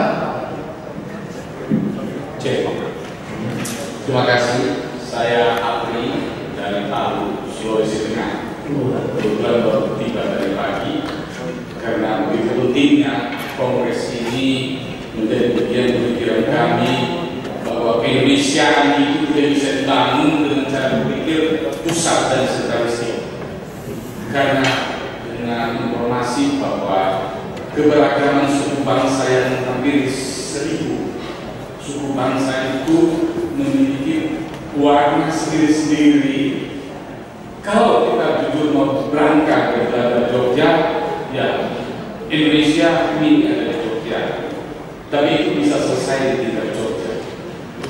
Tetapi ketika kurikulum kita letakkan pada konteks tadi disampaikan Pak Prof tadi itu, bagaimana pendidikan menjadi jalan ke arah kebudayaan, lalu dari kebudayaan itu menuju pada peradaban. Nah, saya kira ada problem yang mendasar. Perlu nggak kita ini sebagai saran kepada narasumber bahwa hasil kongres ini menjadi rujukan yang nantinya bisa diberikan kepada kabinet yang akan datang, bahwa problemnya memulai konsep-konsep kurikulum ini dimulai dari lokalitas tadi, dari budaya lokal. Nah, dari budaya lokal ini nanti kita lihat mana nilai-nilai persamaan yang bisa kita jelaskan. Misalnya di Minang ada tipe kumpul sejarangan, di Batak ada lalayan atau di konsep gotong royong dan seterusnya. Mungkin ini kita nggak punya database di Indonesia ini. Sulawesi Tengah itu nggak punya database yang ada. Kita nggak ngerti memulai sebuah proses membangun peradaban ini dari mana. Nah, tapi kita yakin bahwa ada orang per orang yang harus sewa untuk mengurangi kebudayaan, sehingga pendidikan ini tidak hanya diarahkan pada bentuk-bentuk yang pendekatan struktural, tetapi tadi disampaikan bahwa ada pendekatan tidak hanya produksi atau sistem produksi, tapi akal budi. Bagaimana membangun akal budi ini menjadi sesuatu yang penting untuk mendukung budaya yang tidak dan budaya itu. Terima kasih. Baik, terima kasih. Segera waktu selanjutnya akan diserahkan kepada narasumber. Kami mohon untuk kami supaya diterima. Kami persilakan lebih dulu kepada Bapak Dr. Arusuna. Ibu Pandai, saya kira yang bermanfaat saya aja sebab menanyakan tadi bagaimana rasanya caranya menumbuhkan kepercayaan dan tapi di luar lingkungan itulah kira-kira. Saya tadi sedikit wawasan ya bahwa orang-orang yang kreatif itu harus mengetahui domain kreativitas. Satu, apakah cukup untuk mengetahui domain kreativitas itu sudah disebut kreatif? Tidak. Harus ada arena of kreativity. Jadi kalau kita misalnya bikin klub sepak bola, klub ini kita siapkan bertanding secara rutin kemana-mana, di mana tempat kita, di mana itu dia akan kehilangan confidence. Oleh karena itu, makanya kalau ingin menumbuhkan kepercayaan diri untuk bisa bermain di luar, Anda catat ini hasil penelitian menunjukkan bahwa orang-orang sesungguhnya yang minoritas dalam arti bukan pertama, pemikiran juga, kehadiran juga, cara pandang juga. Orang-orang minoritas itu biasanya memikirkan confronting the reality secara berbeda. Misalnya, saya merantau di Jogja, saya banyak bersaudara di Jogja, saya harus bebas dari menjadi saudara. Saya harus mencari teman-teman saya yang bisa saya berjuang bersama-sama seide dengan saya diajar saudara. Nah, saya berjuang di kampus karena saya diajar saudara, saya aktif di organisasi kemahasiswaan, misalnya gitu. Nah, orang-orang yang memiliki minoritas sudah diketahui dari itu, makanya salah satu clue kenapa orang-orang minoritas itu pada punya sukses di luar pandangannya apabila dia bisa menyikapi rasa kelebihannya ditransformasikan menjadi suatu kekuatan yang orang lain tidak punya. Contoh, biasanya orang-orang yang besar badannya, misalnya apa binatang yang besar badannya bapak gajah. Kalau gajah itu jatuh nggak bisa bangun. Misalnya slavery, ada jatuh dia kaki gajah itu miring gini di sungai. Kalau tidak ditolong dengan orang yang sedang berat bisa bangun. Saya pernah membantu dengan bawa gajah 11 ekor berlari dari Lampung. Mati satu di tengah jalan karena jatuh. Nah, karena gimana nyari alat-alat untuk membangunkan gajah. Tapi kalau rusa, saya melihara rusa juga, sekarang sudah ada pernah 14 kemarin saya kasih teman, sisa 5. Nah, saya menangkap rusa itu perlu tenaga luar biasa banyak untuk menangkap rusa daripada menangkap gajah.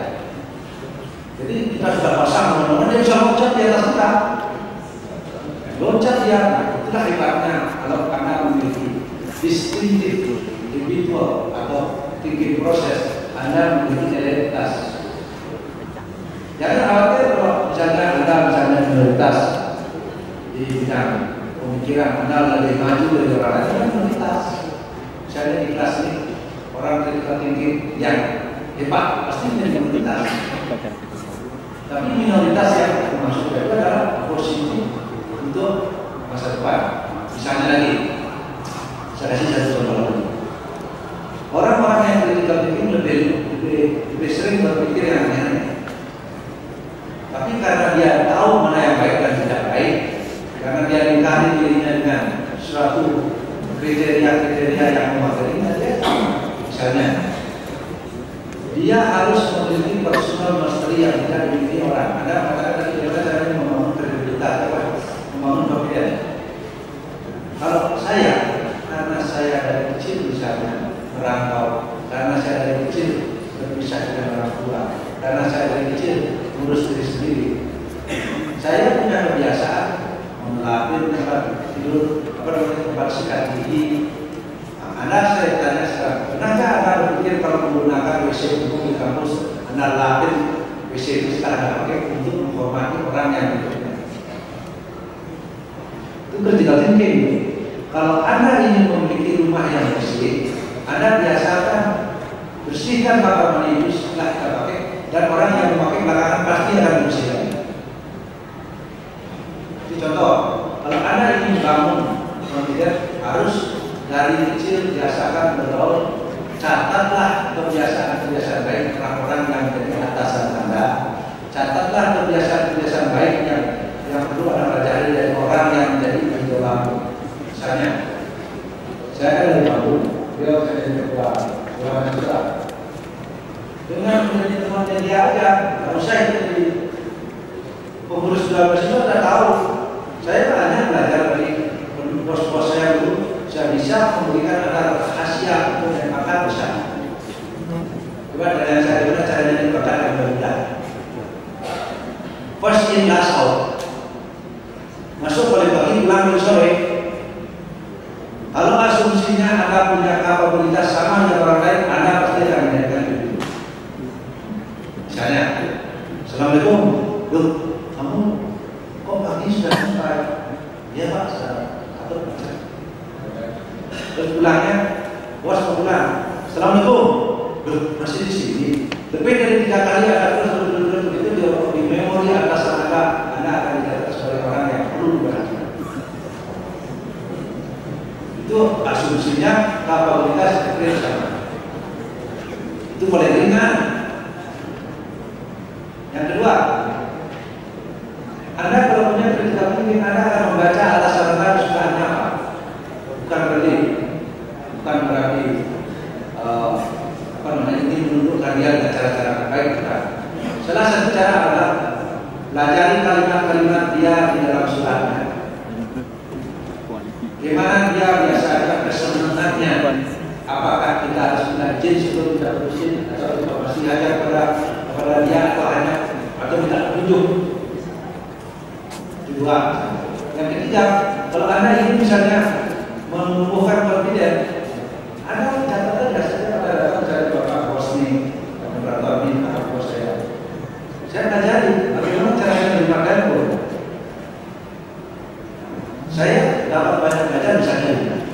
Halo Pak, ya, saya tidak ada yang mengatur saya, tapi saya ingin membuat orang-orang yang menghadap saya cepat keluar. Keluar karena saya sibuk nggak? Negatif value, positif value, ya. Ada yang menurut saya. Ya Pak. Saya bilang ya Pak. Nah itu cara misalnya. Tapi kalau ada yang membangun confidence sana, itu tidak bisa sesaat. Kapasitas harus berbesar.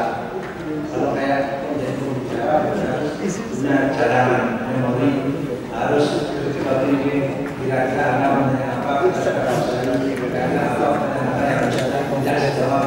Itu tidak menyinggung orang. Kalau harus saya jawab sebelum selesai. Itu pandai belajar. Tapi dari itu tidak terlalu. Ya kalau lagi ada pelajaran saya boleh saya itu tidak kata. Terus yang berikutnya, ibu tadi nanya apa? Saya akan lihat dia apa yang dia.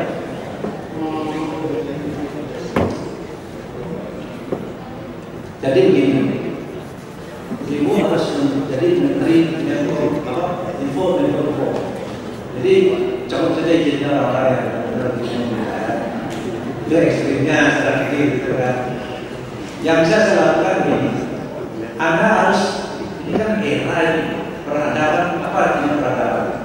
Peradaban yang paling menonjol sekarang ini di bumi ini adalah 3 pada umumnya. Yang saya lihat menurut saya, 1 ilmu pengetahuan, 2 teknologi, 3 seni dengan berbagai kembangannya.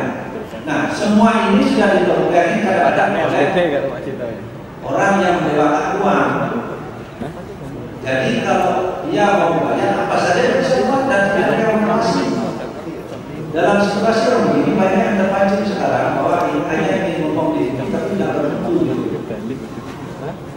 Saya katakan dari rumah juga nggak apa-apa. Kalau tidak mau rumah saya karena saya ada duit sedikit saya pasangkan harus semua. Itu jadi kalau ada banyak duit Anda tidak salah itu kalau ada media karena ada bahasa Inggris. pilihlah saya jadi rektor UGM tahun 2016 misalnya. Itu kan cara dia tidak mau memberitakan, tapi untuk memberitakan karena orang berdebat harus sudah uang kita kalau mau terlibat. Nah itu kita pilihan ya.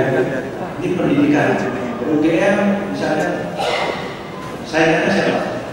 Kalau saya tidak, kalau mau efisien negara ini, tiap kampus harus diminta untuk menyusun core kompetensi, core asetnya. Tidak semua kampus saya UGM punya semua. Kampus yang di Jambi misalnya, jangan dipaksa untuk komunitas ekonomi, karena pergaulannya dengan hutan. Ekonomi hutan boleh, tapi maksud saya di sini kuatnya bidang apa? Di Irian Jaya kuatnya ini yang disebutkan oleh saya itu adalah master.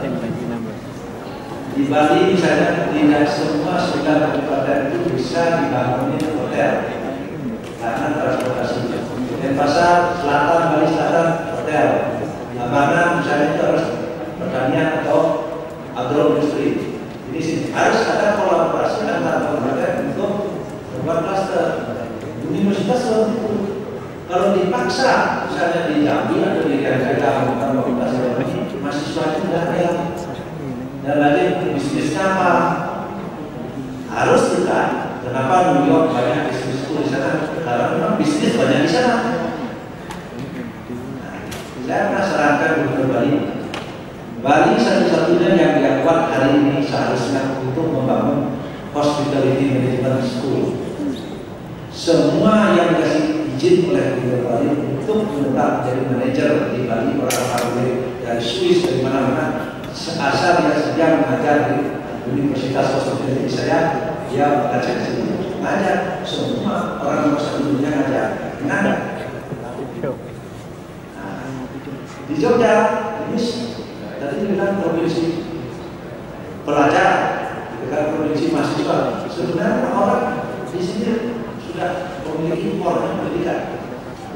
Pupuklah pendidikan dan pariwisata yang kita miliki. Jangan membohong yang lain dulu. Selebihnya boleh didirikan tetap mendukung. Karena orang bawa kerja tidak akan mampu dari segi pendidikan dan kerja. Dan di rumah saya pernah kerja itu orang pendidikan. Jadi dari mana kerja ya pokoknya selama dia di Bali. Biayanya lebih besar dari Bali. Itu misalnya. Media yang saya tidak bisa dari kan harusnya di Singapura. Ada yang wawancaranya di Bali beberapa saat yang lalu dia ditanya sama si Sehat itu, ditanya oleh CNN, what is your strategy dealing with globalization? Jarang negara yang bisa di buku Israel itu dikatakan yang bisa mengikuti dia di Asia cuma Singapura dan India. Itu dia sebut yang kemungkinan bisa melawan dia di Asia adalah Singapura dan India. Kalau kita ini tadi kan membicarakan masalah dunia dan persoalan. Kalau misalnya perang ya, kita membicarakan masa depan. Apa yang dibicarakan masa depan adalah dia bilang buktikan di Nasdaq bursa Amerika yang over the counter lebih yang berdua besar setelah Amerika dan dia lebih dari 51% saham-saham yang tercatat di bursa Nasdaq Amerika itu adalah Israel tahun ini. Jumlah penduduk 14 juta, tinggal di Israel 4 juta, tinggal di luar 4 juta. Jadi yang dijual dia imajinasi dibuat dibungkus dengan perusahaan yang dijual seperti Bill Gates, seperti Apple, semua yang jadi yang dijual sama dia adalah imajinasi. One day in our life human being, we want to see people, all people in the world is going to use tablet. Jadi dia membungkus berita itu akan dijualkan menjadi perusahaan dan sahamnya dijual ke kita. Jadi kita lah sebenarnya ditorbin ke sana. Nah itu kepada media. Itu kalau yang dilawan juga kalau Anda sudah bisa menguasai dia terus. Dan Lee Kuan Yew katakan, we want to be above the all that. dia strateginya adalah nempel wave gelombang. Dia selalu harus di atas gelombang. Kalau di situ Amerika naik ke Hanoi, kalau Amerika benar-benar dia turun. Nah, dia satu-satunya potret negara yang tidak punya apa-apa tapi menikmati apa-apa. Indonesia contoh di muka bumi ini negara yang punya segalanya tapi tidak menikmati apa-apa. Amerika punya segalanya menikmati apa-apa. Jadi kita punya tidak punya apa-apa. Mereka punya apa-apa menikmati apa-apa. Singapura tidak punya apa-apa tapi menikmati apa-apa. Jadi itu masalahnya. Jadi yang lainnya saya kira yang dari Palu ini saya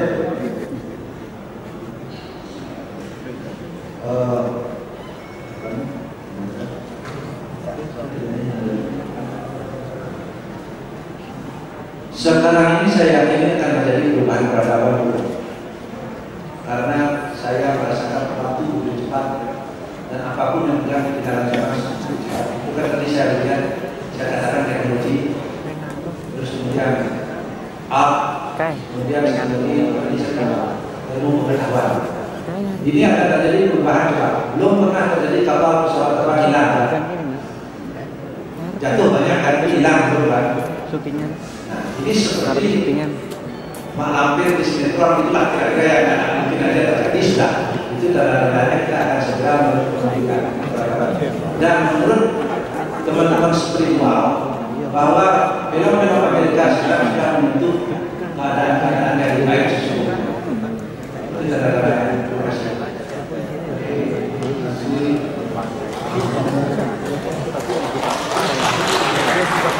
Kami memiliki kesempatan pada masa tenang untuk memberikan respon atas pertanyaan-pertanyaan tadi melalui sekitar 3 menit.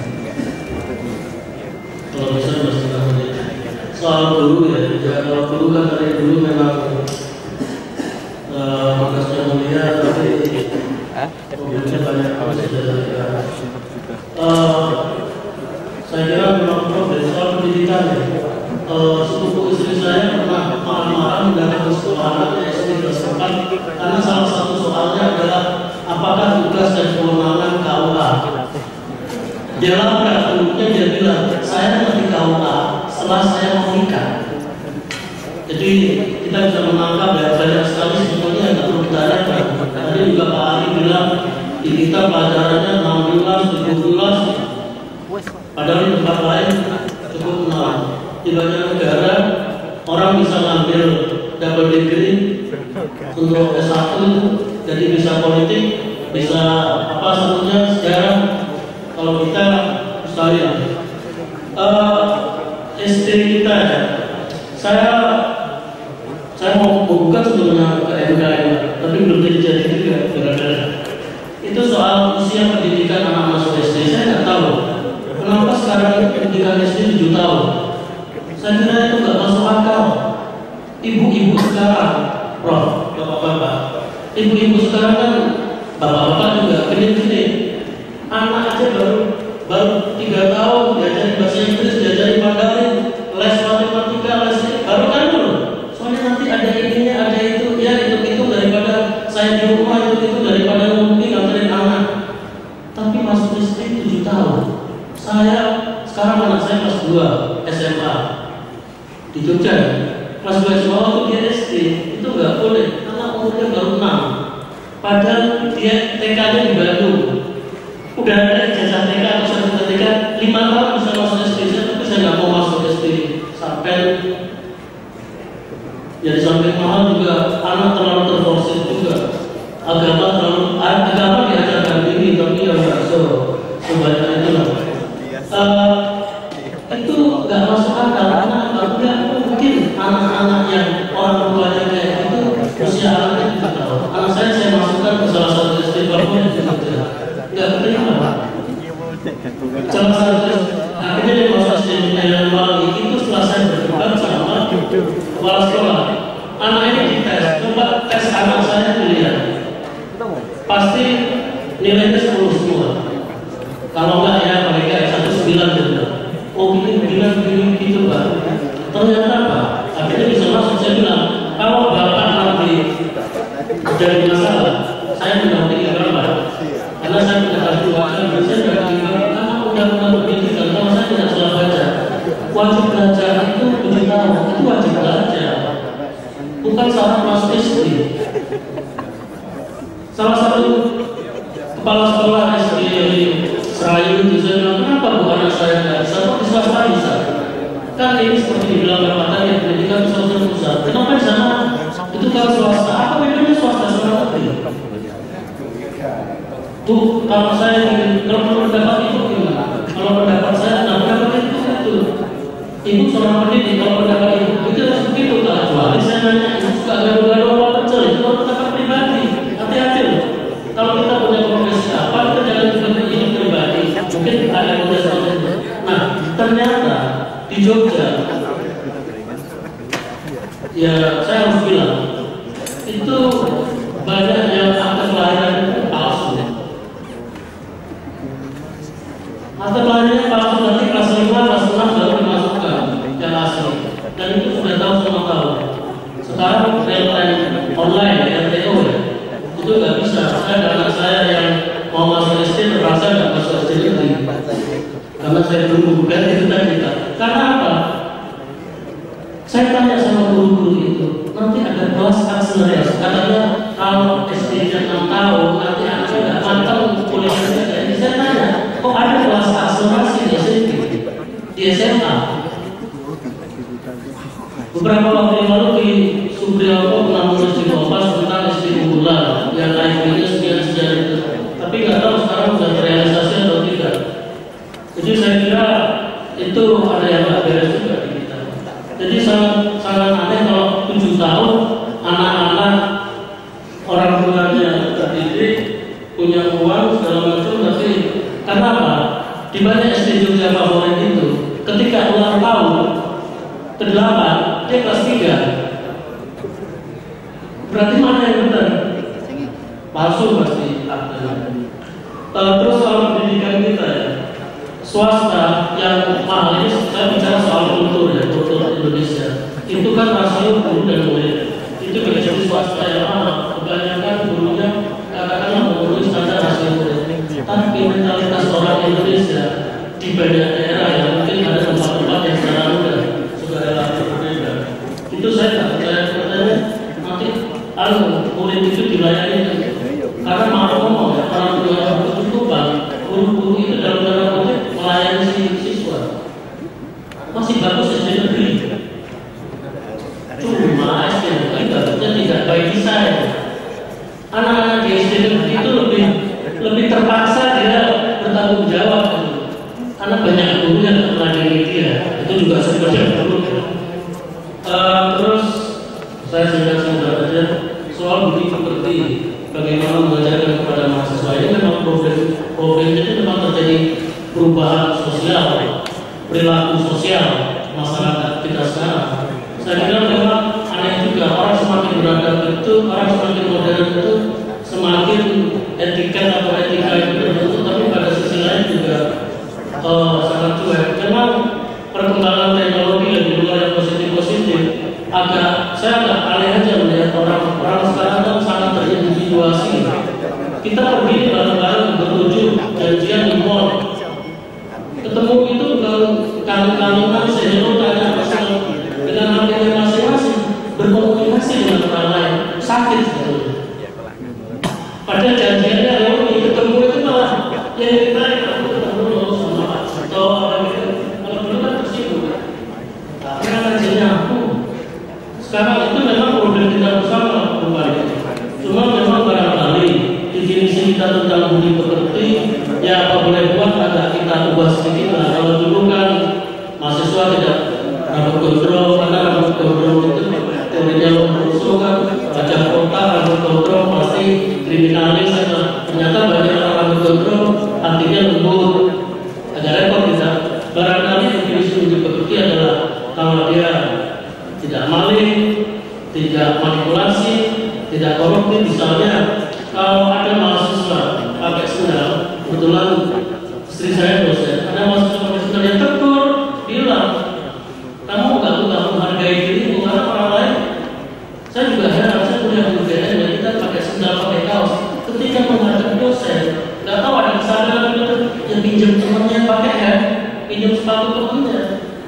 Sekarang nggak itu bagian dari independensi.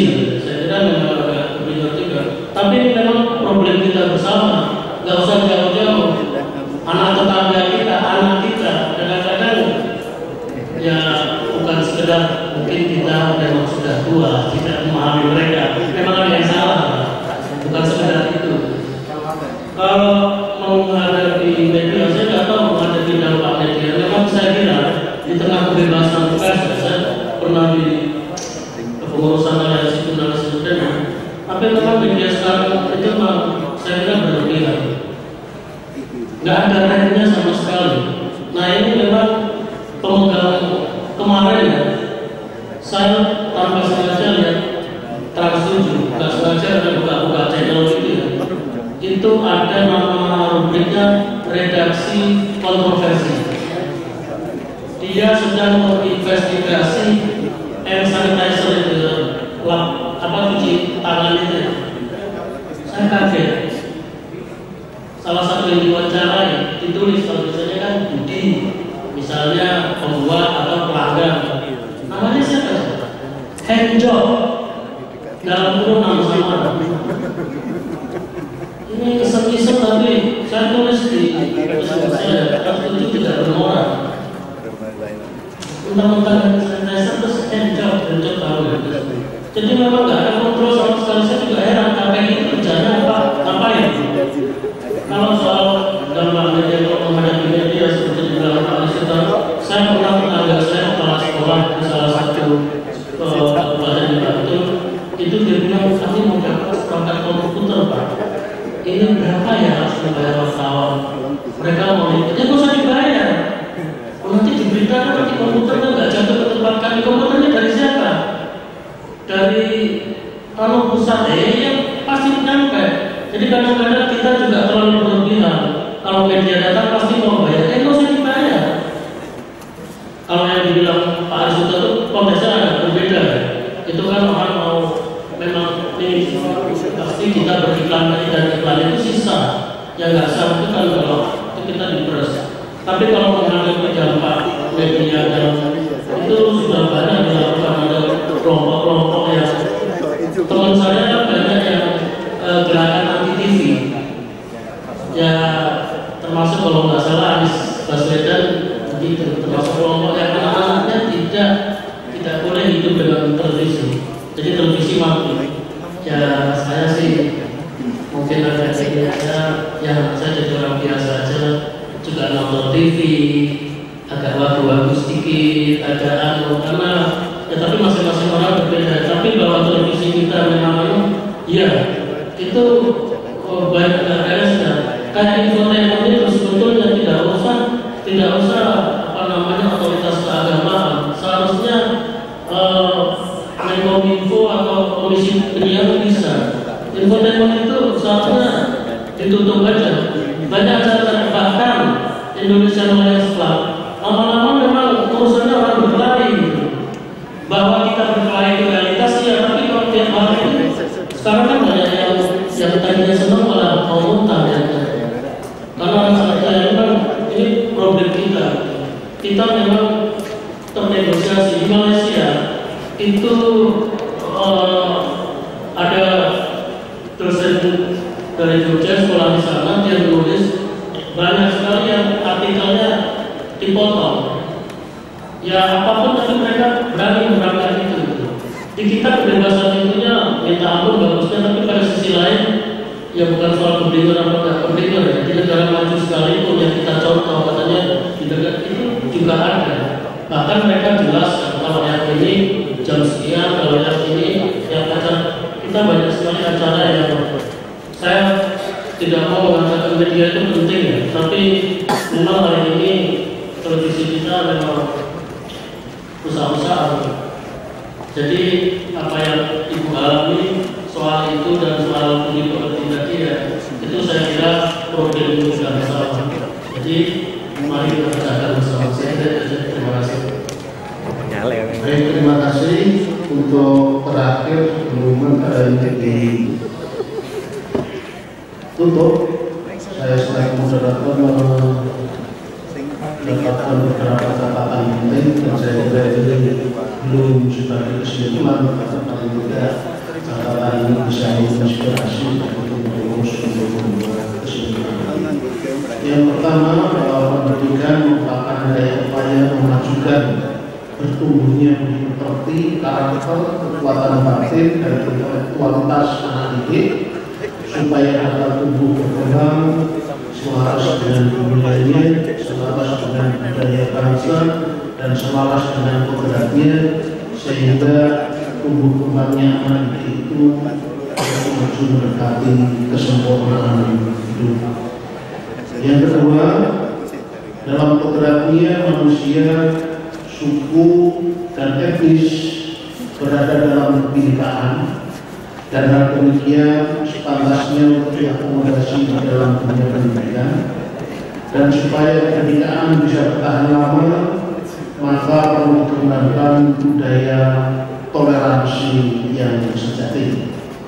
Untuk memantapkan Bhinneka Tunggal Ika dan budaya toleransi sejati dan mengintegrasikannya dalam sistem pendidikan nasional, maka perlu ada kebijakan-kebijakan yang mampu memahami pluralitas bangsa dan kemudian menuangkannya dalam berbagai macam kurikulum.